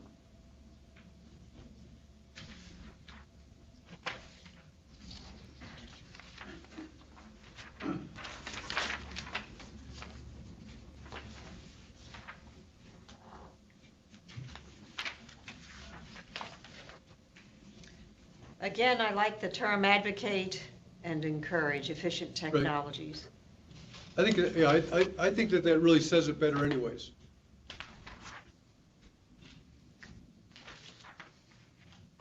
As opposed to saying incentivize. Right, exactly. Okay. Okay, are we done with goal 4? Everybody had a chance to look it over, and I see a lot of nodding heads. Goal 5, encourage projects and design which support the native wildlife and maintain the beauty of Yavapai County wildlife. I think the advocate word here is far more appropriate as well. Okay, And do we want to add So in your instead- wildlife corridors? And wildlife So it's- corridors, yeah, okay, so instead of saying encourage, say advocate? yes. Which support the Advocate native for. wildlife and wildlife corridors as well. In that first goal sentence, encourage, advocate for and support the native wildlife and wildlife corridors to maintain the beauty. Okay, staff, did you get that? Yes. Okay, good. Yeah, once again, thanks once again for adding that, it's so important. Wildlife has to have a way to move around, to get from, to all the areas that they need to get to eat, drink Right. water, everything else that they do. Okay. And I'm going to suggest that maybe we take off the maintain the beauty of Yavapai County. It's more critical than just maintaining the beauty. So why restrict? I was hoping that would be inherently understood in this edit process, but I concur. Okay. It's about wildlife, Which support the wildlife and wildlife corridor, period. yeah. Of Yavapai County, yeah. Okay. We got that, Mr. Chairman. Okay, he's got that, okay, so we're moving to goal 6 now, encourage waste and litter reduction. Advocate again, yeah. Yeah, advocate, okay. Sort of a broken record, I apologize. Search and replace. Well, that's okay. Wherever It's- we it's can. It says, that word says more than encourage. Hmm. Encourage, you're a cheerleader, basically. Right, right. Advocate, you're a working principle You're of the proactive. operation. And support suggests somebody can come to the county and ask us for money to do just exactly that. So advocating recycling? is, Okay, it gives us that opportunity to, but not expectation to. so you would like to replace the word support with what word? Advocate. Advocate again? Yes, sir. How does everybody feel about that? Another advocate? Why not? Okay. Anything else under goal 6?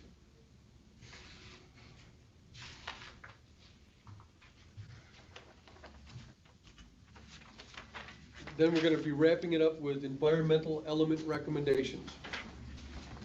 When you're ready, just kind of indicate that you're done looking at goal 6.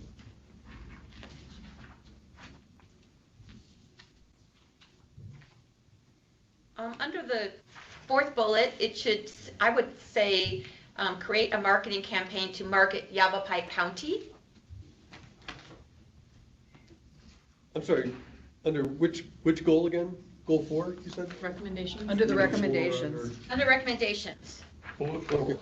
Bullet 4, I just like it, I think it reads better. Create a marketing campaign to market Yavapai County as wildlife friendly with preserved corridors.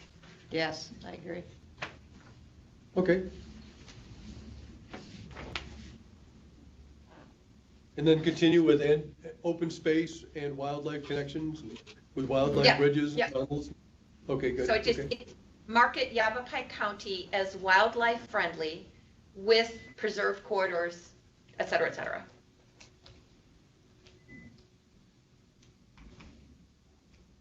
Okay. Everybody good with that? Okay, good.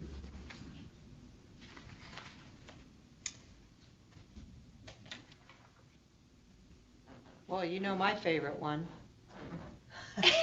Supervisor Oberg does. Partner with local jurisdictions about OHV use, trails, and preferred locations to develop a regional OHV plan. It's a good bullet then, right? You like it as addressed? Very Good. much. It will see a lot of So do I, support. And then I think on bullet number 5, we say encourage developments to use open space. I think we need to say more than developments. It should be developers, landowners, I mean, however, but I think we need to say more than just developments. And I'm not sure exactly what words, it's the 5th bullet point. Yeah, I'm looking at it. Maybe projects So encourage developers and landowners to use the open space? Yeah. or landowners. Okay. Developers and landowners. So Yeah, change it sure. from developments to developers and landowners. Landowners. Okay, Owners and users could be Owners, leased. okay. Landowners, I don't know. You wouldn't have users, the landowners Yeah, would be the only it's one the- that can do it. I think we want to address whoever has control of Right. that space. Yeah, agree. All good comments, by the way, so. I'm gonna give you a good, nice, quiet minute here so everybody can continue reading.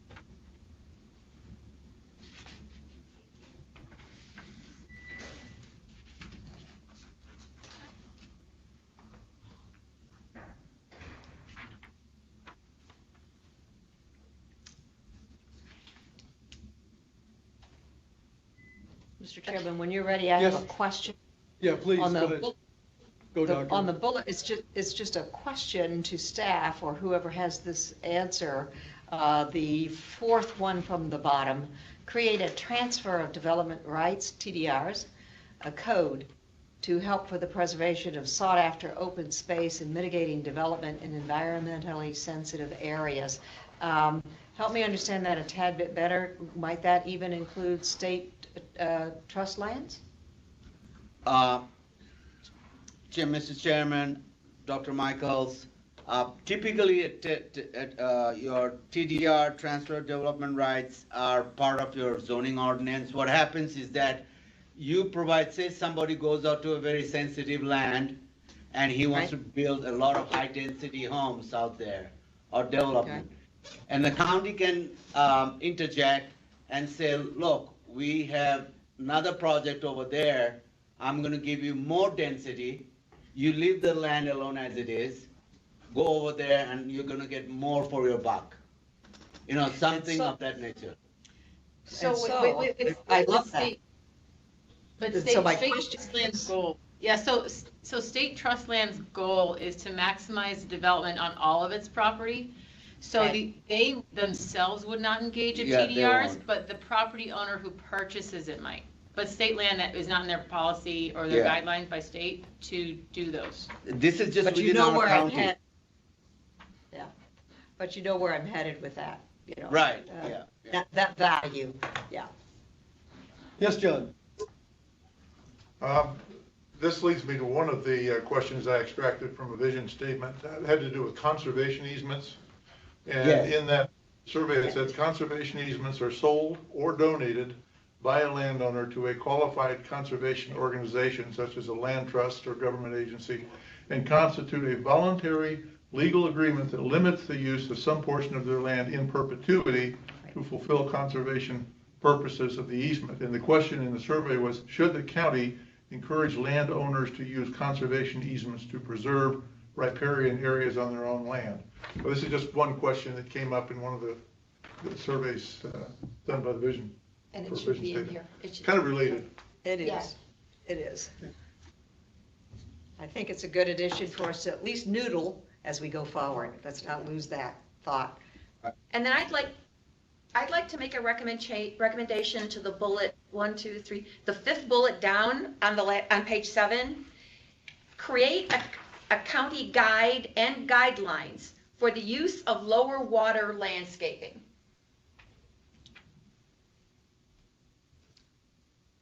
I'm sorry, could you give me that language again? Sure. In addition, Create a county guide and guidelines for the use of lower water landscaping and include. How about create instructional materials with guidance to lower water usage? Which or includes- guidelines including instructional materials. Okay, that works too. Yeah, guidelines including instructional materials. Materials, perfect. Okay, anything else?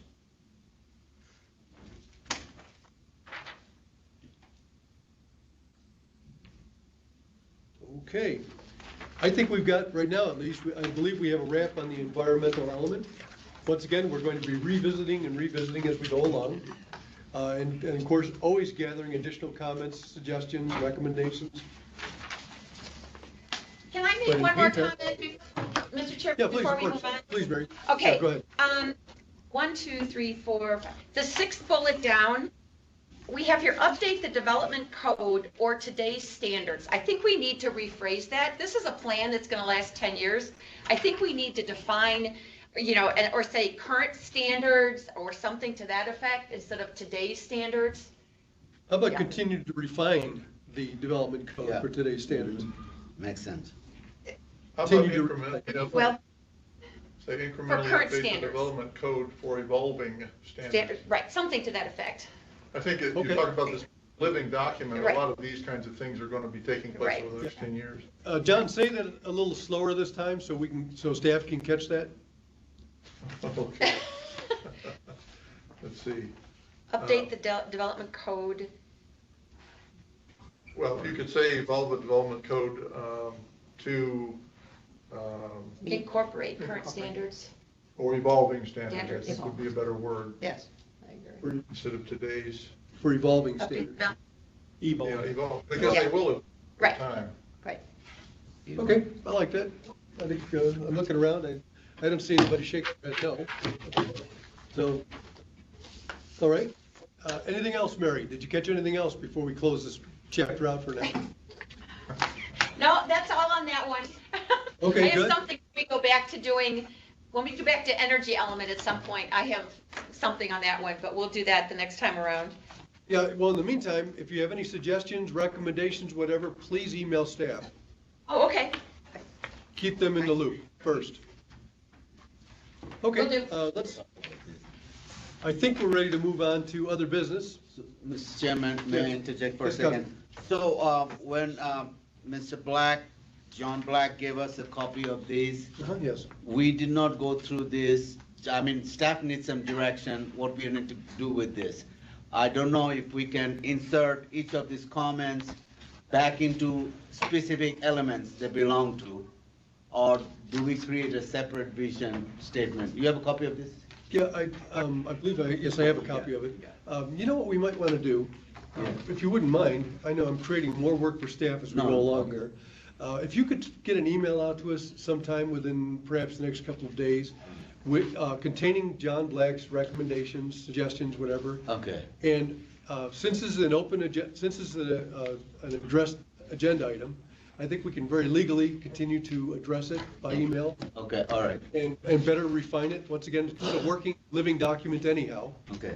And let's all find agreement. So I could go ahead and send email to all the committee members with some of our thoughts and recommendations. Please. And then you make a decision on which way you want to go. Well, we will make a decision on Yeah. which way we're gonna go. And that's gonna be a simple vote at the next meeting. Okay. Yes, John? I'd like to make a suggestion based on my own past experience. Some of the things that you'll find in that list are no-brainers.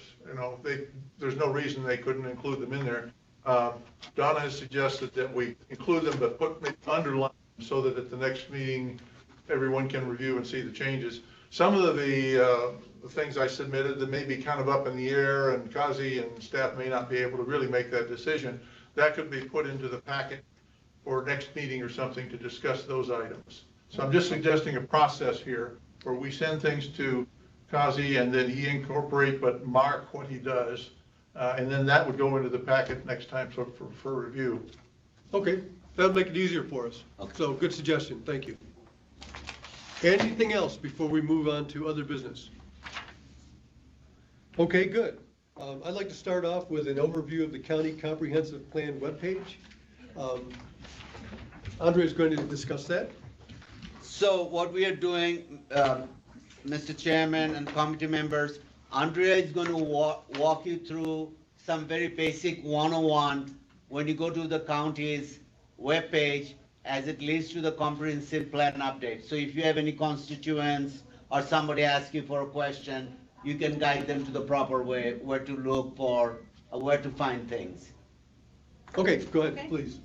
Hello, I'm Andrea Shelton. I'm the planning admin, so I'm Kazi's go-do person. Oh, right. Also the beating heart of. Yeah. I just wanted to go over, you guys have probably visited the Maine County website, but for the people that are online, maybe they haven't. So I'm gonna start from the beginning, and get you to the comp plan webpage, how I go through it. So this is the main page for the Yavapai County. What I like to do is just go straight to departments on the top right-hand side. And that's gonna bring you up all the departments in Yavapai County. And you're just gonna scroll, and they're all in alpha, so you can just scroll down to Development Services, right here. And here is Development Services main page. And there's our wonderful Assistant Director. And we added these little quick links to the bottom right-hand side for our citizen support portal planning cases. We stuck comp plan right on the top there, and if you click that, select that, that'll bring you to the comprehensive plan update main page. Now, right here, you'll see we have our YouTube channel. We have every single meeting, I update it here to the YouTube channel, so if people want to share outside of the county, they don't have to go into the portal itself and share that link. They can access it through YouTube, or they can, stick it on their Facebook page, which makes it really convenient for the public. And then here, we added the CPAC meeting portal link, so it can take you to the main meeting portal page where you can see the packet, the WebEx links, so you can get there through here. They decided to put the comprehensive plan elements here. These are all active little links, and they're going to be populated as soon as we go through all these elements. Real quick question. Yes, sir. Are we going to be updating these as they Yeah, progress? if it's a permission is okay, then can I put the energy and environmental in those? Well, I think you should. I think Okay. They'll be that's up here. That way if people Yes. have input, they can. Okay, do this. good. Right. Thanks. And then right down here, we kind of do updates. Just, like how the date for the CPAC meeting did change. We put it down here just so people can find it, along with the agenda, the packet, the meeting link, just so there's an additional area they can find that information instead of going to the portal. So all your updates will be right here. Excuse me. And this is kind of confusing to me sometimes because it's just so dark and you don't really look at these things. But the surveys are located here Right, on click this on it. little ribbon. And I know a lot of you have visited this page, but for the public, here are all the surveys that we have worked on. Let's see. And then down here is the dashboards for the completed surveys, and also story maps that our GIS department has put together, just collecting all that data that the public has submitted. I believe this is just past meetings. Oh, this is just the meetings for everybody in the county, I'm sorry. Go back here. We're gonna take that page off. I don't think we get all that crowd. Yeah. They can go to the main page to find whatever. So when you guys were talking about the documentation from the vision statements from other communities, once they submit it to us, we'll put it right here under documentation. So it's just kind of a general tab to put any additional documentation that communities give us. The outreach meetings, if communities want to submit that to us, we're more than happy to put it on there. so the public can see it. And then we just have these 4 so far of the community documents for Verde Valley, keeps it on a beautiful Cornville. And then you can see all the old documents that we have worked on, resolutions. Excuse me, is Village of Oak Creek not on there? Oh, It let me doesn't go seem back. to be, neither is Beaver Creek. And neither is Beaver Creek, Yeah. those two. So we need to get them to get it on there, because I know I've emailed them and asked for it. And they think I can assure you, They because think they've Jeremy done and it. I have had this conversation. Cornville, of course, you've got that, but I think VOC has absolutely completed theirs. And If they can submit that to us, we will definitely get it on the Absolutely. webpage. I believe they have, Jeremy. If you would Okay. reach out to Camille Cox, she's under the impression that has happened, and she's the president of Big Park Committee Council. And if I may, as committee members review this webpage, go back and look through the different areas. If you identify an area where you can see a community you're working with or knowledgeable of who has, they haven't provided any input, this is your opportunity to reach directly out to them and say, gee, you know, we would really like your input on this. Right. Yes, John? I've had several people ask me how to access the comprehensive plan website.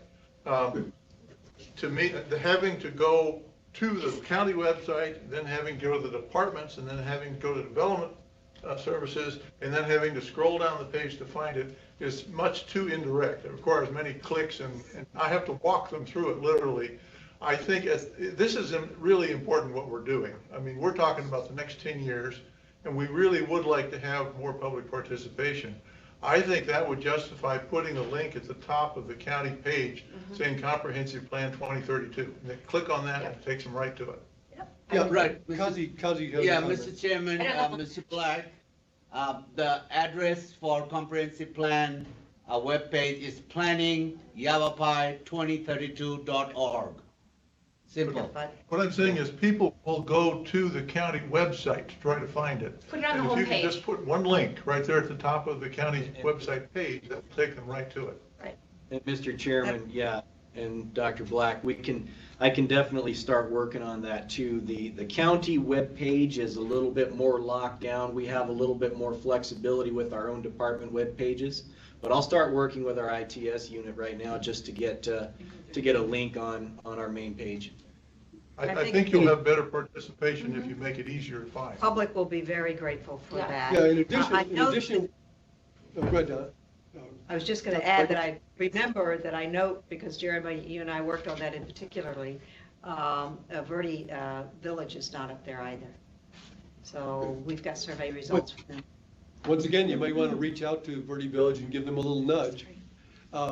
My thought is that we may want to, somewhere along the line, one of us, maybe me, will prepare a small column to be published in the various, the Daily Courier and all the other newspapers in Yavapai County. Maybe just one paragraph, just detailing that this website exists and steps that you can take to provide input. Great idea. Okay. I think some kind of marketing effort would be well spent. And if Okay, it and it were, would be, yeah, go ahead. and if it were drafted, I know the Verde Valley side, all of the entities we're talking about have their own constant contact newsletter. So if we designed something that they could easily send out to all of their constituents, I think that would be really helpful. They would publish it, Yeah, absolutely. Just an email with a link would be all you'd need to get to the website. Just the link to that website, yeah. Okay, I'll start writing something now. Anything else on the overview of the county comprehensive webpage, plan webpage? Anything else that jumps out at you? Mr. Chairman. I would Really, just comment that, Yeah, hold My on, John. comment is- Vincent, let Vincent speak. Sorry, John. Andrea made the comment, and I agree with her, that dark strip with the tabs there where the survey and the meetings are. Yeah, if there is a way, I don't know, Andrea or staff. Unfortunately, no. Okay. We That's maybe- controlled by we the have to county. stick to that. So maybe, I don't know, and looking on the page itself, maybe if you put in an additional link, not to make it too cumbersome, but a link to the surveys, because again, some of those things are really, as you said, are very important to the public. So that one might be, you can keep it on that tab, but you can add another a link in the main part of it, so Very good. I think. And the staff is nodding their head like they think they can do that, so. Is it That'd be a very possible good to make addition. it pulse? Is it possible, Mr. Chairman, to make it pulse? I hate to get too You know drilled what, if down, it's but when I possible, I'm look at gonna that ask stuff. staff, if you can make that baby pulse, make it pulse, okay? If Andrea could do it, it's Yeah, possible. if anybody could do it, Andrea can. that's right. So, okay, so any other comments right now on the webpage? I think I thought, once I was able to get into the comprehensive plan page, I was able to go through it. I think it includes what people would want to access. And unfortunately, I was not able to get hold of the VOC vision statement and some of these others because I was trying to extract these questions. So we do need to get those up there. But I think overall, the design covers what it needs to cover. Okay, very good. I think so too. I think it's a good, I I think it's a handsome page, yes. A quick question, because I know before our last meeting, I went through the whole website, and there was a space, and I can't remember exactly where it is, but you all probably know, where it said survey results. And I clicked on every one, and all that came up was this chart with actually no information but this chart that had not a lot of explanation. So are we going to fill that out? Because I went in to see what the survey results were on the different surveys that were out there. From across the county, et cetera, and that didn't exist under that page I was looking at. Are you looking for an Excel spreadsheet or something like that? Well, it could be whatever, because all it was a pie chart sort of thing, and I would assume that we would be putting up, because we have our surveys, right? That we did, so to put up the results of it, and if someone could search on it by county, even by their own community, on the answers to the different questions. I mean, I think that would be really important information that people would want to see. Yeah, they are broken down by the community. Yeah. They do have searches in the survey results where you can break it down by the zip code in the community. And So also if you go in supervisor there- district. Yeah, Right. so if you, Connie, if you want to call me and we can walk through it, those are in there. And once Okay. again, when I write the article that my proposed article, I'll be spelling those areas out in some detail. Right, and one of the things, Mr. Chairman and the committee members, that we do have a better breakdown than what you saw earlier, and it was done recently, but we were gonna present it to the Board of Supervisors first. Dr. Michaels, you all get it, see it first. If you have any suggestion, then we'll take it back to the committee and then put it for the public to see it. Okay. Does that work for everybody? That's a workable process? Perfect, thank you. Okay, I good. personally, I Yes, personally would, I'm a data guy. all Yeah. right? And I personally would like to have a way to download an Excel file with that information in it. They wouldn't necessarily have to do anything except provide the download, and then I As can. you can see, each of them, because you requested that a few months ago, each of them are updated by Excel spreadsheet monthly, as Beautiful. you can see right here, CSV files. Are they downloadable from Yes. that Yes, they website? are. Okay, Yes. great. Perfect, thank you. And when it's updated information, is it annotated as of, or? No, I just do a monthly report. Okay. So it's clean. Okay, keep it clean, sure. Okay, are we done with this for now? If you guys have any other questions? I'm just curious. If so, I'd like to move on to get a briefing on upcoming items of interest for the CPAC. We'll talk about it. No, I want to talk about it. Jeremy, do you have, Under or document. Kazi, Yes, sir. upcoming items of interest for the Comprehensive Plan Advisory Committee? I think Kazi wanted to go over the. Yeah, I wanted to kind of get a better understanding on the community development, those documents you see, Cornwall Vision. I know there have been a lot of talk about it, and when my former boss, Dave Williams, was here, we were talking about community vision. I think it's a misnomer, or it's like a word that can put us in a different tangent. What we're talking about is a county vision. So there's only one vision for the county, countywide. Now, if I pick vision from every city, every town, like Cornville, Sedona, Beaver Creek, that vision is gonna be 5-10 page. I mean, what vision are we gonna follow? Because what vision Sedona has, Paulden doesn't have the same vision. Congress doesn't have the same vision. They don't think it that way. So I'm trying to kind of compress the idea of vision, so you give me a good direction. What vision am I working on? Because these visions, what they have out there is more what is called, termed as specific area plan. So you have a Sedona specific area plan, and they have a vision, that's perfectly all right. But that vision for a specific area plan is not necessarily the vision we are looking for our comprehensive plan. Does that make sense? Well, it makes sense to me, yeah. And is there any reason why we can't encourage those entities to provide us something that's not 5 pages long? Yeah, I mean, you know, like where we started, and I think committee member Peterson mentioned that we need to go out there, talk to them similarly for the vision statement, bottom up, and get their work input, go to Congress, get their input, and then put a vision statement and come back to you guys, you know? That's, Because this is and you got to understand, there is also a disparity that I'm wrestling with. People in Sedona have a lot of disposable time. People in Congress, people in Paulden, they don't have that much time. They're working, and they don't have time to go and do a lot of research. They don't have, but I still have to hear the voice. And I want to make sure that I reach them out in the right time, so when they're off work in the evenings or weekends, I can get their input. Because that's the thing. So right now we have preponderance of people who have free time. They're giving us their input. People who doesn't have free time, they're not able to say anything because they're so busy working, taking care of their family. I still want to hear from them. okay. So John, that's one of the reasons I have. I apologize, Scott. Is that it? Yes, sir. John, you have a comment? John? Me? Oh, okay. This raises a question which I know we're not going to resolve today, but the county we have a very diverse county. I mean, ranging from urban, suburban to very low density, rural, and so forth. It raises the question of what role will the community vision statements play in the ultimate document that we produce? Right. And there's always the argument about, are we going to adopt these community vision statements, or what are we going to do? Are they going to be presented to developers by the county when the developer approaches the county?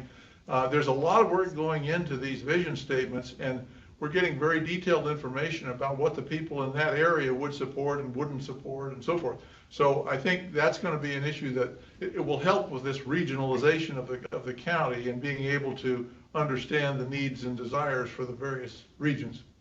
I think Jeremy has a good response for that. I can speak to that, Mr. Chairman and Dr. Black. Yeah, those community statements or those vision statements are at board direction. They will be appendicized as reference documents. They will not be adopted as part of the comprehensive plan. That was the direction of the board that was given to us at the time when this was initiated. Okay, Right. And Mary next, and then Dr. Michaels. Yeah, and just to build on that, we're not asking, I don't think from our earlier discussions on the vision statement that the community ones get incorporated. What we suggested is that we get a copy of them and we take a look at and read them, read their vision statement and identify key areas where there is consistency. So if every community says something specific, we should have that in our countywide plan. I guess that's what we're saying. Not incorporating those vision statements at all, but gleaning key points to ensure that we have incorporated it in the community vision, or the comprehensive plan vision. I believe that is the overall plan right now. Yeah. So, John? Yeah. You have something you would like to add? John? Donna asked me to state for her that she supports the idea of adoption of community vision plans. My own concern is what role will they play in the process that we use when a developer approaches the county and says, I want to put in this development? Will they be given a copy of the document? Will they be told what role it will play in the process? Will it be influential? Will it be determinant? What will it be? I think that's something we're ultimately going to need to address in this comprehensive plan.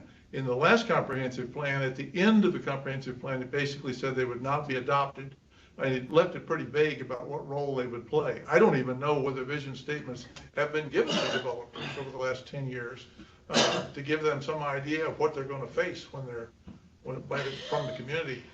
So I think that would really facilitate the process and maybe streamline things and convince a developer maybe alter their design if they know they're not going to receive a warm reception from the community and so forth. So Okay, anyway. John, I've been advised that we need to pause because we've gone offline, apparently with the other. It's still recording, but I'm not sure if the public, if we can just take a moment. It is. Okay, they're confirming right now that the public is Okay, still. we're good. Okay, it's working, so go ahead, I'm sorry. And John, do you have anything else to add? How much did you hear? Well, we heard it all. We just wanted to make sure that Okay. the public heard it all, and apparently they did, so. I'm done. Okay, I just wanted to confirm that we were still online with the public, and we are. Yes, Um, yes, we can hear yes. you. Connie, Don please. is returning here, I don't. I'm sorry, I had to step out to hand You want a document to someone. She had to Oh, that's step out. fine. Connie has a comment?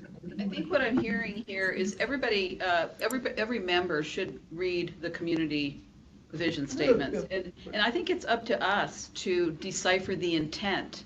We can't include every single thing, but there's large commonalities. Right. You know, keep the rural lands, preserve the wildlands, preserve water. I mean, again. And I think that, and I agree with you, I think that's, we're charged with reflecting those commonalities in the big plan. And in the just county note plan. where these comments came Right. from, and people can be directed to the, specific vision Right. statement of the Vision, community.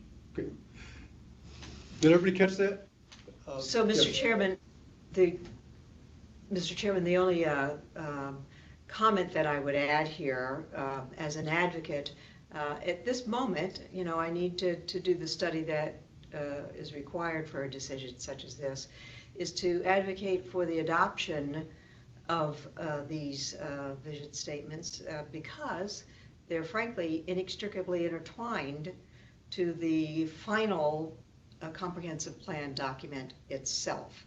In other words, they are a variable in this equation that helps the Board of Supervisors make its decision based on P&Z recommendations. Right, I don't know if adopt is the right word, maybe reflect is a better description of what of our goal. But there's something about appendices that says, we read it, and now if somebody else wants to read it, great, but really, the comprehensive plan ultimately, within the legal parameters required, must, and I think the intent, is to reflect our community's sense of its community itself.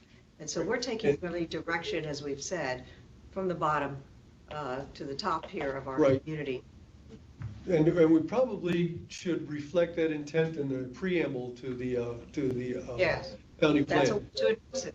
Right off the bat, just to take all doubt out, let Right. the entire county, all the participants know that our comprehensive plan has been designed to reflect community values and here are where you can read their community values and so forth, and their visions and so forth and so on, as we develop the plan. That's my thought anyways. Okay, Every community has I'm a sorry. right, yeah, I was just gonna finish, that every community has a right to define its own sense of place. And the board's responsibility, as I see it, is to advocate for that. And so some language that makes that clear as we communicate what this document really is, it is the intent and vision of each community's sense of place.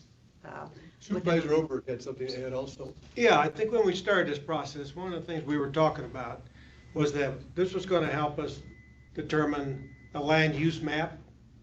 And I think most of these elements would incorporate into that land use map.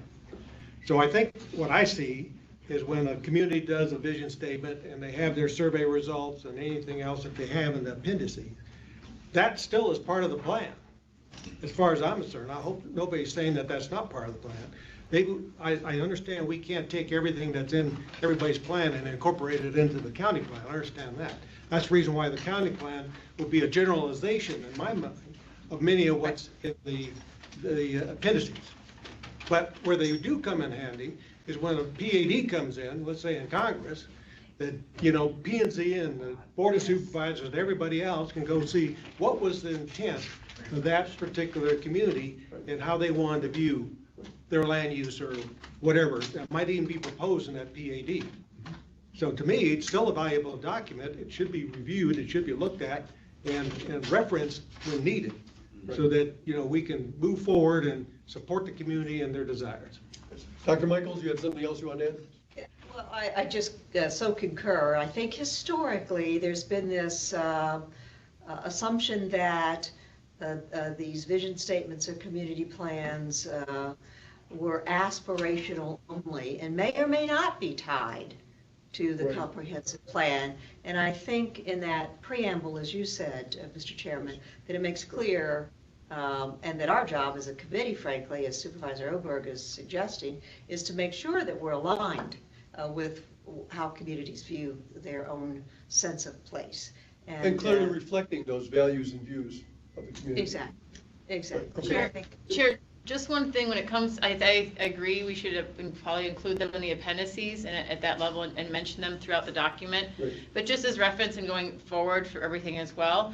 So I know it doesn't sound like you guys are going that way, but if you start to mention any specific things in those plans, or if you ever did try to put it in where it's part of a map within it, then it actually kind of becomes a problem in the comprehensive plan, because you're now creating a document where you have less flexibility to edit that. You can edit that. Like right now, the community plans can be, they're more fluid. But if you put certain things into like the appendices is fine, it's not an issue.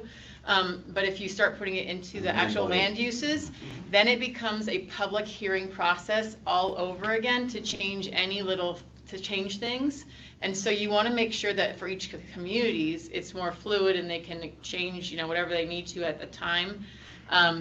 But that's just the only concern, is that we've had that in other jurisdictions where sometimes, and we'll talk about in other things, is that there's certain things you want to pull out of the general plan and not get too specific, like if you have policies about what goes into a rezone or what goes into a right-of-way or things like that, because then it becomes, instead of it being an administrative or internal just amendment or fix, it becomes a public hearing process, which depending on the level of change can become the annual, a major amendment, which is a once-a-year process, which goes through this all over again. So just as you're putting stuff in, everything is fluid and can change. You just got to make sure you're putting at the level of how much control you want. So if the communities want to maintain more control over their area plan, then you need to make sure you're doing it at the right level and not putting too much in, because then it becomes unlivable. Chairman, this is what I was exactly talking about earlier, is you're going to come to a point, if you get too detailed, just like you're talking about, where the community plan, the comprehensive plan, is going to be in a direct conflict with property rights. And that is what I'm talking about exactly, which is why we need to keep it, like you said, at the 30,000 square foot plan and not get too detailed, because that's where you fall into the mandating part of it. And people do have property rights, and you cannot use this document against the people, is what I'm trying to say. Sure. Well, I think I hear everybody saying a little bit of is, we don't want to paint ourselves into a corner with this plan. Exactly. So, and we need to keep an eye on that at all times. John, you have something else to add? Yes, we keep talking about enforcement and all this kind of stuff. If I were a developer and I were thinking about putting in a hotel or a convenience market or whatever, I'd like to know what kind of reception I'm going to receive from the community on that. We end up scheduling these P&Z hearings that go on all day long to hash things out, when if I'm a reasonable developer, I'm going to say, okay, well, maybe I can modify my design, or maybe this isn't the best place for me to do this, if I receive a copy of that community vision statement and it's clear that I'm not going to be welcome there. So I think it serves a greater purpose than just enforcement. I think it also facilitates the process by which we go through the P&Z. Well, and of course, a lot of it is the advice and information that they receive from the planning department. Cos? Yes, this is for everyone to know that in a historical context, we have a very fragmented land use. It's all over. Over the years, instead of giving proper zoning, we have used use permit as a tool to put things there where it did not belong. It has gone on for so long. So again, it comes to property right issues. Now to unravel those things, we're gonna have a big challenge because we already allowed those things to go in areas that actually did not belong there. One other thing that I need permission from the Board of Supervisors to give me direction that when you put a community's vision and plan in the comprehensive plan, there might be items out there that are directly related to finance. Because for example, somebody wants to put a road. They have a dirt road in Cornville, they want to make it paved. Does the county have the money to put that road in there? Because once you put in the comprehensive plan, county is on the hook to implement that, because that's what the developer will say. Hey, you have it in your comprehensive plan showing there's a road going here. Where is the county at this? So who is going to discuss that? Where do I get those direction from? So those are some of the issues I want to kind of, vet it out early on. So figure out whether it goes into appendices. If it goes in appendices, it's not much of an issue. But when it comes to the main body, it becomes almost like a law, a guide. So, and we don't want that to happen. I don't think anyone. See, I think that's. So we want to tread with care. Yes, Dr. Michaels. Mr. Chairman, yeah, of course. These are things that we will noodle and ferret out as we go forward. Certainly no one wants to put something in that is going to go to the detriment of the county's intent. Precisely. That's different from making sure that our language, our narrative, whether it's a preamble, whether it's pieces of it and maps or indices, so that that issue isn't something that we have to wrestle with. In other words, we're ahead of ourselves here. We'll manage that. We should manage that, of course, but always through the lens that it's very clear when someone opens that document that they know their voice has been heard and that we are listening to it as we go through this comprehensive plan review with whatever applicant is before us. And it may be a part of a preamble, it may be parts that are adopted or referenced with maps, clearly that are going to be very evolutionary in nature, indexed. But I think that we're now in a new era that we should consider these different strategies. Connie, you have a comment? It just, that kind of begs the question, just in administrative process. When we complete this whole thing, does this go into a legal review? Yes. Okay. Yes. Oh, sure. Because that again would leave the county off the hook, because if we accidentally imply in any way that the county is going to, fund something or do something to make sure that this plan is gone forward, we don't want to do that, obviously. Right. Absolutely. There's a chapter out there called cost of development that we're going to be dealing with down the road. It's an element. And in that one, we'll be talking about all those costs that is associated with what we have put in there. And that's why I think all those comments that you guys had today about, advocate versus provide or support, like all those, those are all the legal, like the mays versus shalls. Those are all the things that are so important, that the difference between paying for something and not paying for something. Absolutely. Right. Okay, good. I think we're ready to move on to the next item under other business, upcoming items of interest for the Comprehensive Plan Advisory Committee. Yeah, Mr. Chairman, just briefly, a couple of things. Again, we touched on the surveys, that information is available to the public, and we are going to be presenting at our next upcoming Board of Supervisors CPAC update, that survey, that summarized survey information for each of the supervisor districts. And that update will be at the Board of Supervisors either, I haven't got it into the agenda yet, it's either November 17th or it'll be the December 1st meeting in Prescott. Wonderful, thank you. That's all, sir. Let's see, any other upcoming items of interest?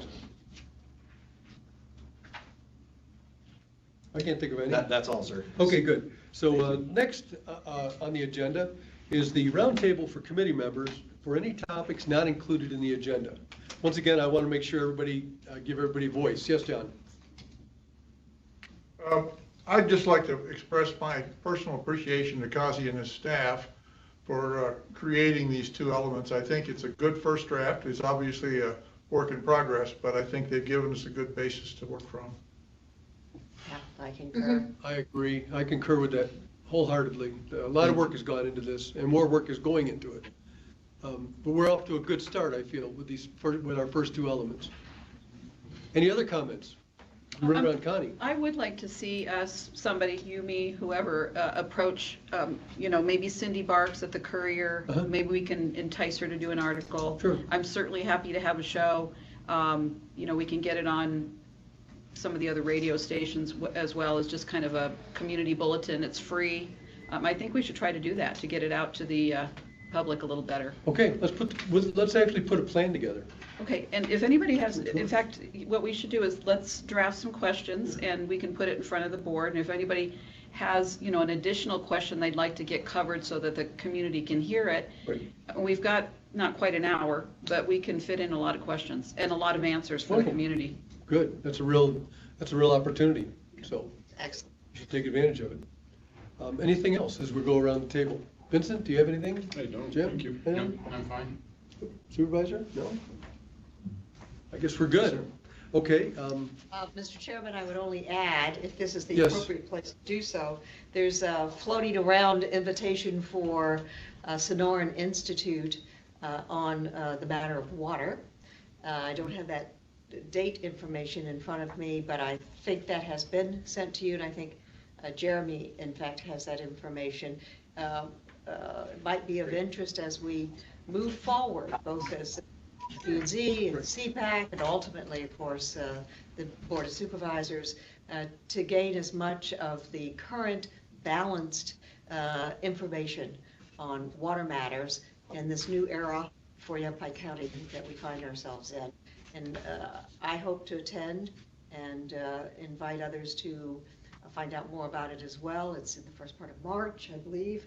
And I think Jeremy can circulate that for us. And Yeah, I'm we're getting it right getting now. it. Yep. terrific. okay, good. Good. We'll take care of that. Let's see. I believe we've already addressed number 4, venue option. I think we've pretty much hashed that out, at least for the short term. Is there anything else that anyone can add to that at this time? Good. Okay, last but not least, call to the public. Do we have any public online? I don't believe we do. I don't believe we do From what I either. see on the screen. Right. No, yeah, nobody's there. Well, in that case, if there are no further items, we're adjourned. Thank you. Thank you. Great to see all of you again. Thank you very much for accommodating, getting this meeting taken care of. This gets us back on schedule again. Thank you, thank you, thank you.